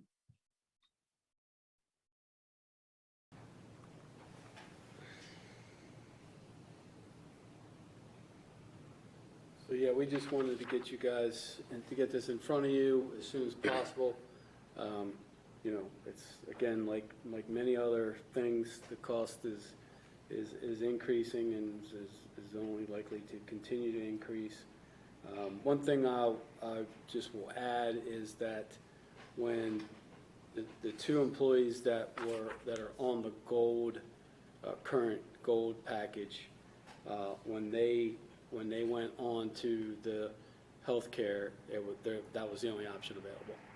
When the other two went on, there was both the gold and a platinum option. So it wasn't available to the two that had it when they signed up for it.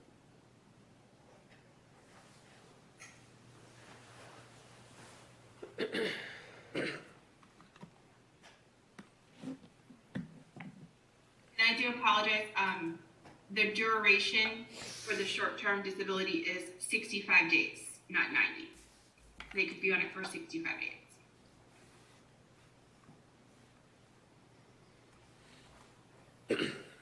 Hey, Dana, it's Kevin. Hey, Hey, how are you? pretty good. Good, all right. If we go with option one for the health care plan, would the town employees be able to keep their current doctors? Absolutely. So Okay. if we went with option one, nothing would change. Okay. We would just give them the option. We would just be like, hey, we're only paying for the gold, but you have the option of going to the platinum. This is what it would be, X amount for you per month. And then we would just deduct it from the paycheck, like if you normally have to pay for healthcare, if they would want to move forward with it or not. And you said the same for two, that they would keep it. They would, their same. yeah. Okay. And two is our same agent, Blue Cross Blue Shield. And then option three is the different agent and a different group. I have done research. I currently have Blue Cross, but I've had Aetna in the past, and they are very similar in ways. And Aetna is moving up fast. I guess you could say. Yeah, one of the That's I've had that, and yeah. So then we're going to be hiring in 2 new people, so we're going to add them onto this as well, is that correct? If we do. well, Not the one. The one is part-time, does not qualify Oh. One for If it's approved. health insurance or retirement. Okay. The other position, if would, yes.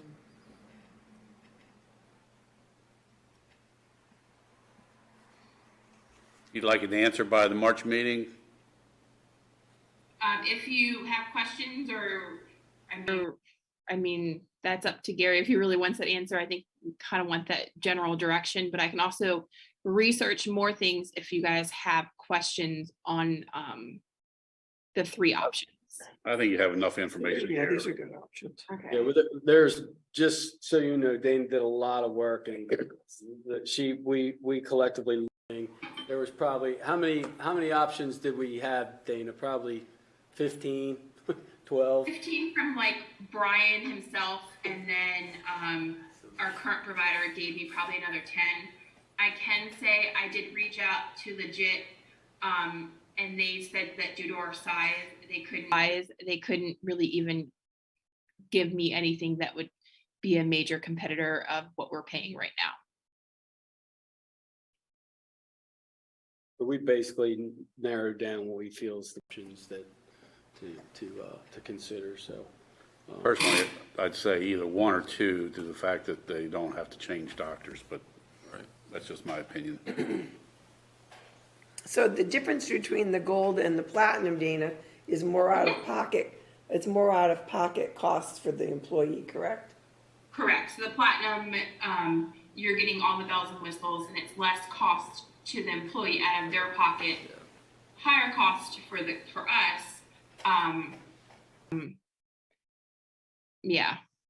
Versus the gold. I can tell you that when I was talking with our current provider, John, about the two gold and platinum, he goes, very rarely does anybody offer the platinum and pays full cost for it for the employee. Now, many places pay 100%, period. No.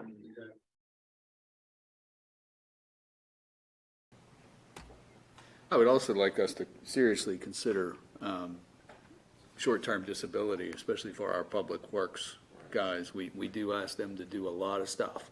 And, you know, there's always that high-risk chance that they could get hurt. And that doesn't seem like a huge amount of money. That was for the entire team. That was 6 people. 6 current employees. Yeah.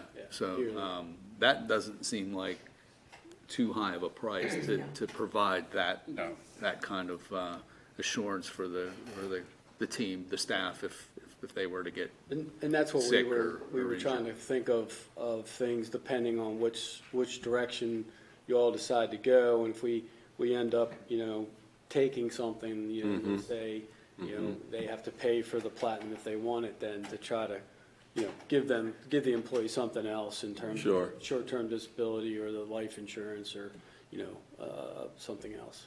So it also is going to make us look better when we're hiring new staff and say, hey, we do offer health insurance as well as short-term disability and life insurance. It gives an added benefit for them to really consider us versus going someplace else. Who's the short-term disability through? The short-term disability, that one is actually with Brian Lewis and BK Z Benefit Group. Our current provider also did provide us one. Did you check with Aflac? I did not. That's a good one, actually. I don't know why I didn't think, but I can definitely reach out to them because I offer a lot of things. I've had them, yeah. Because I had a friend that was a salesman many years ago, and he was adamant about everybody getting it because it almost paid you, not just your salary, but there was other benefits that you got paid for. So I agree with that, yeah. So I think maybe take a look at Aflac. Might even be a little, I don't know whether the price is comparable or not, but I think the benefits might be better than what this is. I don't know what this is. So, but I know Aflac is a good provider for short-term disability. I agree. I'll reach out to Aflac tomorrow and see if I can get some stuff, and I'll present it for you guys at the council meeting next week. All right. On what direction for insurance? Well, to your point, we can minimize whatever the pain is to go from one plan to another. It's a nightmare to do that if you have to change doctors. That's a long-lasting effect. It kind of takes a couple of years to settle if you have to go from one doctor to another. But if we did option 1 with disability insurance and life insurance, I think that's a good package. That's a good package. You're still paying 100%. Yeah. Somebody wants to hire. Yeah. Which is a huge benefit on its own. I mean. Yeah, I don't know anybody who has 100% paid. It was worthy of discussion. I mean, with the amount of insurance, I know even at the federal level, insurance went up. I think it was like 15% this year. It was a huge increase. So, you know, I think that's a good compromise. Option 1. Everybody agree to that? I don't know if you really need a motion, but. No, we wanted to get it out there and let you guys digest it a little bit, and It gives you the something to direction work that with, you too. seem to be leaning towards is good. And like I said, we're getting together in 7-8 days. All right. Okay. Good direction? right direction. Thank you, guys. Well, I do have one other question. Absolutely. One of the ways that our company got a little bit of a savings benefit was if you did this annual health assessment. You guys familiar with that? Where if you did it, you know, and kind of, you know, they do blood work and everything, and it kind of gives you, I hated it because it was, you know, it's most of the time all bad news. But I know that our insurance company offered a benefit to doing that if you did do a health assessment. Well, I guess it may be the same line. The fire department years ago started a physical program. Right. In order to ride any apparatus, you have to pass a physical every year. It saved lives. It actually did. I mean, people, the chief over in Pleasant Valley, Chief Shaw, he was one of the first ones who had major heart issues that was only found because he had to take a physical. There's been eyesight issues that they didn't know, and so forth and so on.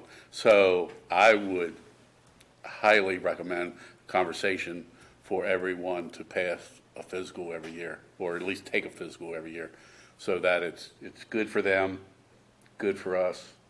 It's probably covered under insurance, most likely. But Carroll Occupational Health does a nice evaluation, basically. Yeah. A physical. It's not so much a physical as it is. Well, it is a physical, but it's more. It takes into consider other things, like you get on the treadmill, see what your heart rate is and everything, that sort of thing. So that's benefit to both parties. I think it's a win-win situation. If somebody has a hidden medical issue, it's good for them, and then also it's good for us because that person is healthy and working. Right, but it can, I think your point was that it can also raise your rates too. I mean, I know for the state of Maryland, they have that as it's an option. They won't make you do it, but your rates don't go up, but your rates will go down. There's no negative. I mean, I don't know, Dana would have to look into that, but that's how it works in the state is Blue Cross. I mean, there's several, but all of them. Do we have a relationship with Carroll Occupational Health? Not that I know of. I can definitely reach out. I know, like on the lines of what Kim is saying in the past, my husband's employer has done, hey, you take a physical and see where you're at. It doesn't hurt you, but it could decrease your rates. Right. And then So I don't know if our healthcare provider provides that because it's done by age. we have a wellness program, and basically there's a representative that reaches out to us once a year, and they discuss different lifestyle changes that we can make, and you can enroll in an exercise program, and really take a good positive step in changing the health, your health and everything like that. So that's one of the benefits that we have currently. So we've already. Yeah. But that's not going to find some hidden things that normally you might not be aware of. Right. Well, the way it works with the state of Maryland, and I don't know how it works with yours, Wayne, but you can say, yeah, my heart rate is this, but you actually have to have a healthcare provider sign off and say that is in fact true. And then if you're at a risk for anything, then they do the sort of health counseling thing for folks and recommend treatment and things like that. But I don't know if we could make people get physicals. Yeah, that's the one thing. Sure. It makes sense for like a fire truck when you're Yeah. going into Police fires, officers, things like police that, officers. It doesn't really make sense if you're going to be sitting in an office to force somebody to take that physical. So I will say that I get an annual physical every year. We also, with our coverage, we get a couple dental cleans a year. You get a vision test, and you can actually get glasses every year if your vision changes. So in that respect, I think most of the employees that are on the healthcare take advantage of trying to stay as healthy as they can and working with the health coaches and stuff like that. So I think, I understand your concerns about physicals and things like that, but I think for the most part, we're all kind of following that certain routine. I mean, we have the benefits there, why not use them? That's what some of these people thought too. And then if they didn't have that physical, they would no longer be with us. So, you can do all you want and that's fine. And I think if you do pay for health insurance, you could force someone to take a physical because you're paying for the health insurance. But just like, I think if someone's smoking, you can tell them they can't smoke or they're off the health insurance policy because you're paying for their health insurance. So that was the concern. That was the concern with my company, was that getting people to take part of the wellness program and doing the baseline test, which was a physical, was that they were concerned that somebody from the outside would be telling them, well, hey, you had too many chocolate candy bars, and if your blood sugar went up, they were concerned that they would be penalized for doing so. My point of bringing that up was that if people volunteered to do it and to benefit themselves, it would also benefit us, because there'd be a way that we would get, I say we, but the town would get some kind of benefit for being part of the wellness program. But it sounds like we are a part of, we already have it. So if everybody's taking part in it, I don't even know that there would be an option to do it.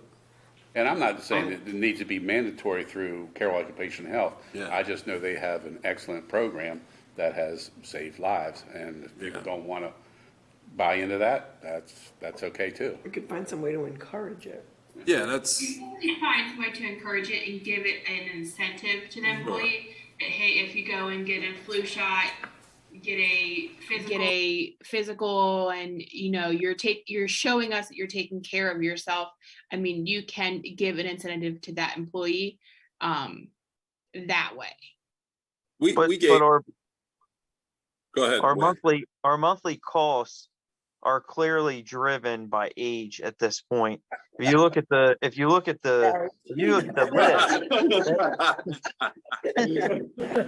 That's why you're right, Wayne. Like 110%. These costs are all based on age. That's how the insurance company does it. I don't know if I went to them and say, hey, if they went and got physicals, would it be a reduction in cost? I think it would be more of, hey, we as a town want to make sure that you're healthy. And, if we do X, Y, and Z, we're going to give you another extra vacation day or $100 bonus or whatever you want to give them. We're not doing the HRA, but it doesn't seem like we're going to. But the incentive was $50 extra or something like that if you did the health assessment and physical. So. And that, again, if you did the health assessment, a physical with an HRA or an HSA, that might be totally different. And it was something that we did not touch base on when I was speaking to John or Brian. I can say that. Yeah, I was just looking for another way to possibly save some money and benefit employees in the town. At least we got the direction on the health plan. And I'll look into AFLAC and we'll present that in more detail with the short-term and life insurance. All right. Meeting. Thank you very much for your work. Thanks, Dana. Before we move on, just a little bit more, I'm going to just get back to the positions that are just, I put them in placeholders. Councilman Hoffman expressed his thoughts on the additional public works position. Where's everybody here? Just a general idea at this point with that. I just rather get. I think it like Councilman Huffman said, it's kind of hard to say you need a fifth when we don't know what a fourth has done. I'm not sure why we're going from 3 to 5 if we don't know what 4 will do. Unless Wayne or you want to, maybe put something together to explain in some detail about what, I really don't know. I'm saying that completely honestly. are there things that we're not getting done that we could do, in both cases, really? But I'd like to sort of see it, some kind of like an outline, Wayne. Go ahead, Yeah, Wayne. so we can outline what that person's responsibilities might be. We expect or project that there would be extra stress to the department for the additional responsibilities at Snyder Summit. We're taking on not only plowing and maintenance and yard waste pickup and other responsibilities, general responsibilities in that subdivision, but we're also having to, well, in the future, we'll have to maintain that stormwater facility. There's one in the front, there's one in the rear. And then the state is actually, through the MS4 permit, there's some additional stormwater requirements coming down the road. It's just becoming a pretty big hassle, stormwater management in general. And just keeping up with maintenance and everything like that. So we had discussed about my role kind of being more on the water sewer side of things, and having Tyler help me doing a lot more in-house things on the water sewer department, maintenance, greasing, pump replacements, or not pump replacements, but pipe replacements, and just various tasks at all of these facilities. Some additional work at the treatment plant. I've really increased the amount of work that I put into, not only office work, but physical work in the field and water resource planning, property maintenance, just many things. And so that was a discussion that Gary and I had. One of the issues was when I stepped away from the maintenance side and kind of went into the director's position. One of my main focuses has been water and sewer, and it left a void, so to speak, in the maintenance department side. And so I am a flexible individual that is knowledgeable in plumbing, electrical, maintenance, and I can do engine work and all kinds of various things. But quite honestly, when you hire people now, there aren't people that, most people, they are just skilled in one trade and one line of work. And so it's created a void on the maintenance side. So that was the reasoning for that position. And yeah. So I will say that working with Wayne and everybody, and I know that there is Councilman Hoffman or the mayor's debating that there is a need. I guess the concern here is that without having 6 months of a fourth employee, we're hesitant to approve something for a fifth employee when we don't know how much, and that fourth employee might make it where it's manageable to do the public works, and the fifth might still put it over the top and give that excellent service we all strive for. But that might be more useful in not this year's budget, but the next budget after that. Yeah, and that's one thing that we strive for is a good level of service. We always want to try to accommodate people whenever we can and respond to situations the best that we can, and make sure that we're maintaining all our facilities in the best way we can. And quite honestly, we're growing. We're probably at maybe the end of our growth spurt for a couple years, but we have another stormwater facility going in at Gear Lane, the county facility that'll have to be maintained. We have this, the extra stresses of Snyder Summit. We have the additional parks. 201 Main Street is an additional park that we'll have to maintain. If there are any future parks or anything that we're thinking about, and other responsibilities. I mean, all these things add stresses to the Public Works Department. We want to try to be as efficient as we can, but we also want to be balanced, in other words. And so sometimes it takes a few people to have blended skill sets to be able to get the same job done, versus it's kind of rare to have somebody that's kind of more versatile and doing all kinds of things. And so New Windsor's abnormal in that a lot of other places, they have a parks division, they have a water department, a sewer department, a regular maintenance department and things of that nature. And so that was our thoughts.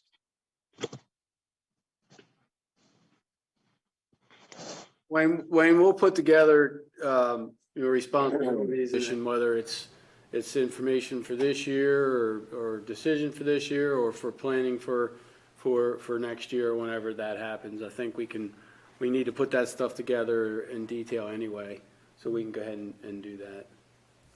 Yeah. Thank you. All right, thank you. Thanks, Wayne. Just everybody got the invitation to the New Windsor Fireman's Banquet?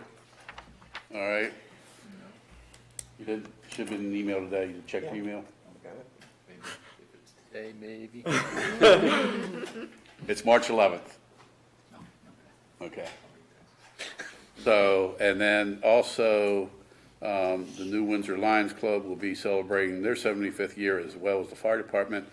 So I'm not sure if the fire department is celebrating their 75th year at this year's banquet. Usually they hold it over to the next year, but I don't know. But I'll be doing proclamations for, and the fire department has already received the $20,000 from the town, so they're well aware of that. But I'll make mention of that at the banquet as well. Just a reminder, Dana sent out last Thursday. Yeah, MML. MML. The MML quarterly dinner, or quarterly meeting, yeah. I'm sorry. Yep. So let her know if you're. And then the MML summer conference.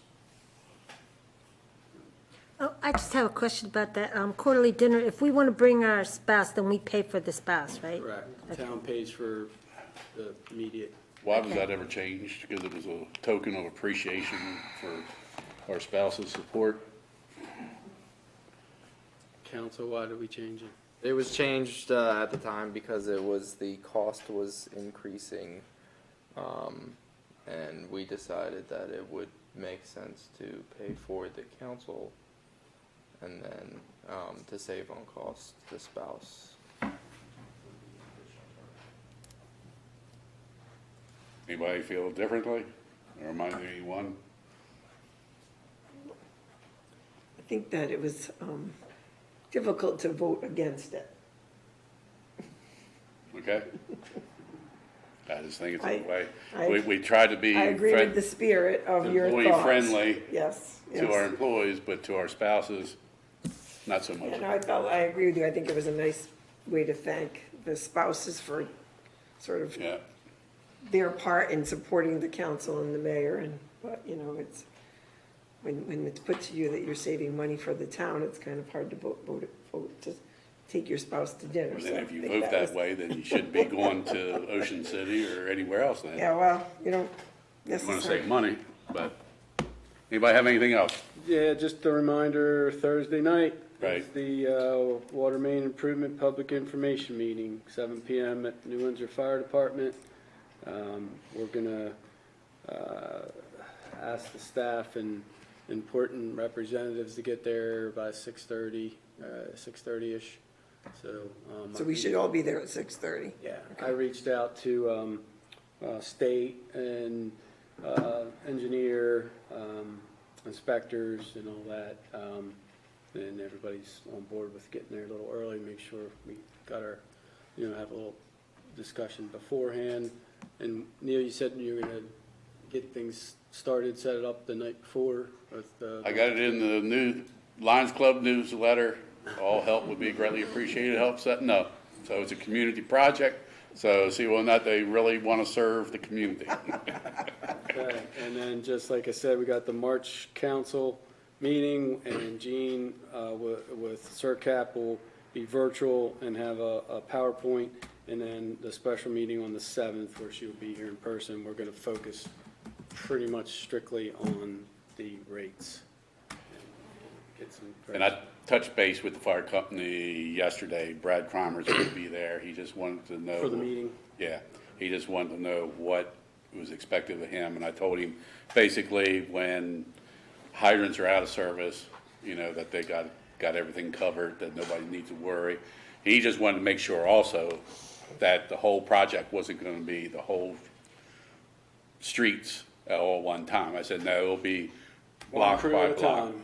Yeah, the state's already laid down that regulation. Right. They did expand typically with state road work, they limit you from, that's very limiting. Usually it's 9 to 3. And Yeah. by the time you set up traffic control and tear it down, you got like 4 hours of work. But what I'm saying is the fire hydrants, yeah. probably only one, maybe two maximum fire hydrants will be out of service at one time. But you're gonna be within 75 feet of another hydrant. And I talked with, Mid-Atlantic is planning on doing a bypass situation. So along those lines, he's going to probably Thursday night talk with them about that. And then any concerns, keep them, they basically, and I'm not sure how it works exactly with the fire hydrants, they set up temporary fire hydrants on it's just communication with the fire department. Mid-Atlantic's well-versed with these state projects and stuff, so. And I mean, when we have a water line break, they notify 911 center, and they might have to put an additional tanker on the call, but other than that, they got everything covered. So that sort of thing, so. Yep. Like to introduce yourself, sir? Hi, my name's Jim Hessman. I live across the street from Kevin. I been living here 22 years, folks. I'm a little embarrassed to admit it because I've been retired for a few years now. I took early retirement from my organization, and I got grandkids to play with and stuff around the house. But basically, I felt a kind of need to do something productive, and I don't have any kind of background in politics or anything like that, but kind of a diverse background. And I talked to Kevin. I don't know what I can help you with, but I'm old, so I've been around a lot. I've lived around the world, and two completely different jobs, careers.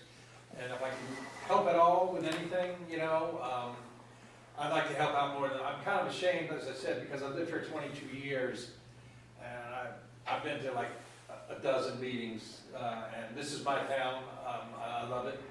I know we have issues and stuff. I'm just reluctant at times because some of you folks are a lot nicer in your responses than I would be. Some days. That's my only concern, because I don't suffer fools. I'm kind of a straightforward person. I want to help anybody, but, when the stuff happened a few months ago, and then I started reading, like, they're popular and Facebook and all this, I'm like, man, we are really, really in trouble. And, instead of sitting around complaining about it in the background, let me help out when I can. Well, we greatly appreciate you stepping forward. Not everybody does that. So don't feel embarrassed or ashamed or anything else. Now that you have the time, we have someone from the Heritage Committee, someone from the Lions Club that would love to have you. Fire department. Or fire department. There's you don't have to get on the ambulance or fire truck to help out, especially with the carnival coming up. They will more than find a place for you to work. But we would love to have you in the Lions Club, so if you like that, Well, see me or. my wife's in the Heritage Committee. Okay. So that's taken care of. Yes, sir. Unfortunately, I'm, believe it or not, a big guy, but I'm 100% disabled from the VA. So I can stand and I can do stuff, but physically, I've got like half of my joints been replaced, and thank you for paying for it, by the way, folks. You're welcome. Thank you for service. Now, That's right. now the Lions Club, we have we'll be manning the ticket booth at the carnival. Yeah, see, I That's can- air conditioned, sitting Sit down. down. I Really can do selling project it. management. I can do project management. I can do some budgetary stuff, and I can definitely sell tickets. All right. Sounds like we found you a My job. physical days, even though I grew up on a farm, I can't do a lot of lifting anymore, so. Well, our sympathy with living next to Kevin, but Oh, No, we actually, that's the whole thing, going back, I don't want to keep anybody late, but, moving here from just living in big cities for the last 23 years, this is what I wanted. I mean, and I think a lot of people like the quietness and the whatnot. And I think people, I don't know, I just have a sense of we all kind of need to look at, especially for the water situation, just complaining and the bitching and the whatnot. I'm like, well, what are you doing about it? That's what I want to say. What are you doing about it except complaining? And I have a real issue. I'm like, well, what am I doing about it? So. well, we are trying to do something about it. I mean, probably 3 years ago, maybe even longer, when I sat down with our town manager many years ago, even the previous town manager, that when our 2 developments were built out, we would have another 200 homes that would help be able to pay the expenses a little easier, spread it out a little bit, more base rate, and then we would take a look at the base rate structure, and I don't know what that'll come up, but my hope is that it provides relief, and that's been my philosophy for the last 3 or 4 years, maybe even longer. So but we just had to wait till all the houses. I mean, you build 5 houses, that's not really spreading it out. No, When you no. have 200 houses, I think that's hopefully will. What are we bringing in with those 200 houses is a question I would always have, just to look at that. Gentlemen, and Mr. Gary, you were saying about, like, you read over, I like the way you compared, what do we do, how much it costs us to do it? And how much, I guess you talk about something that's being outsourced, the MES. Management of the plant, yeah. That's another example. I mean, that's a wonderful way of doing stuff. And that's why the company I was with, we outsourced, and the military, Yeah. sometimes. But get over outsourced. the years, regulations have just been horrendous. When I came on the council in '79, MDE made us put curved steps from the water going from the second wastewater treatment plant facility into the stream so that we get more oxygen.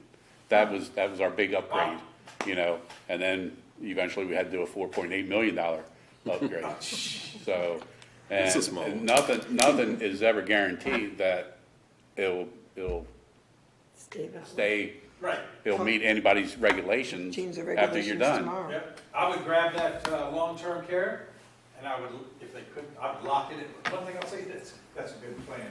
Long-term care for that cheap, I would lock it in, and sometimes you can get it locked in, but I'm not gonna speak. For a year at least. I've used it before. Well, we appreciate you coming and being interested.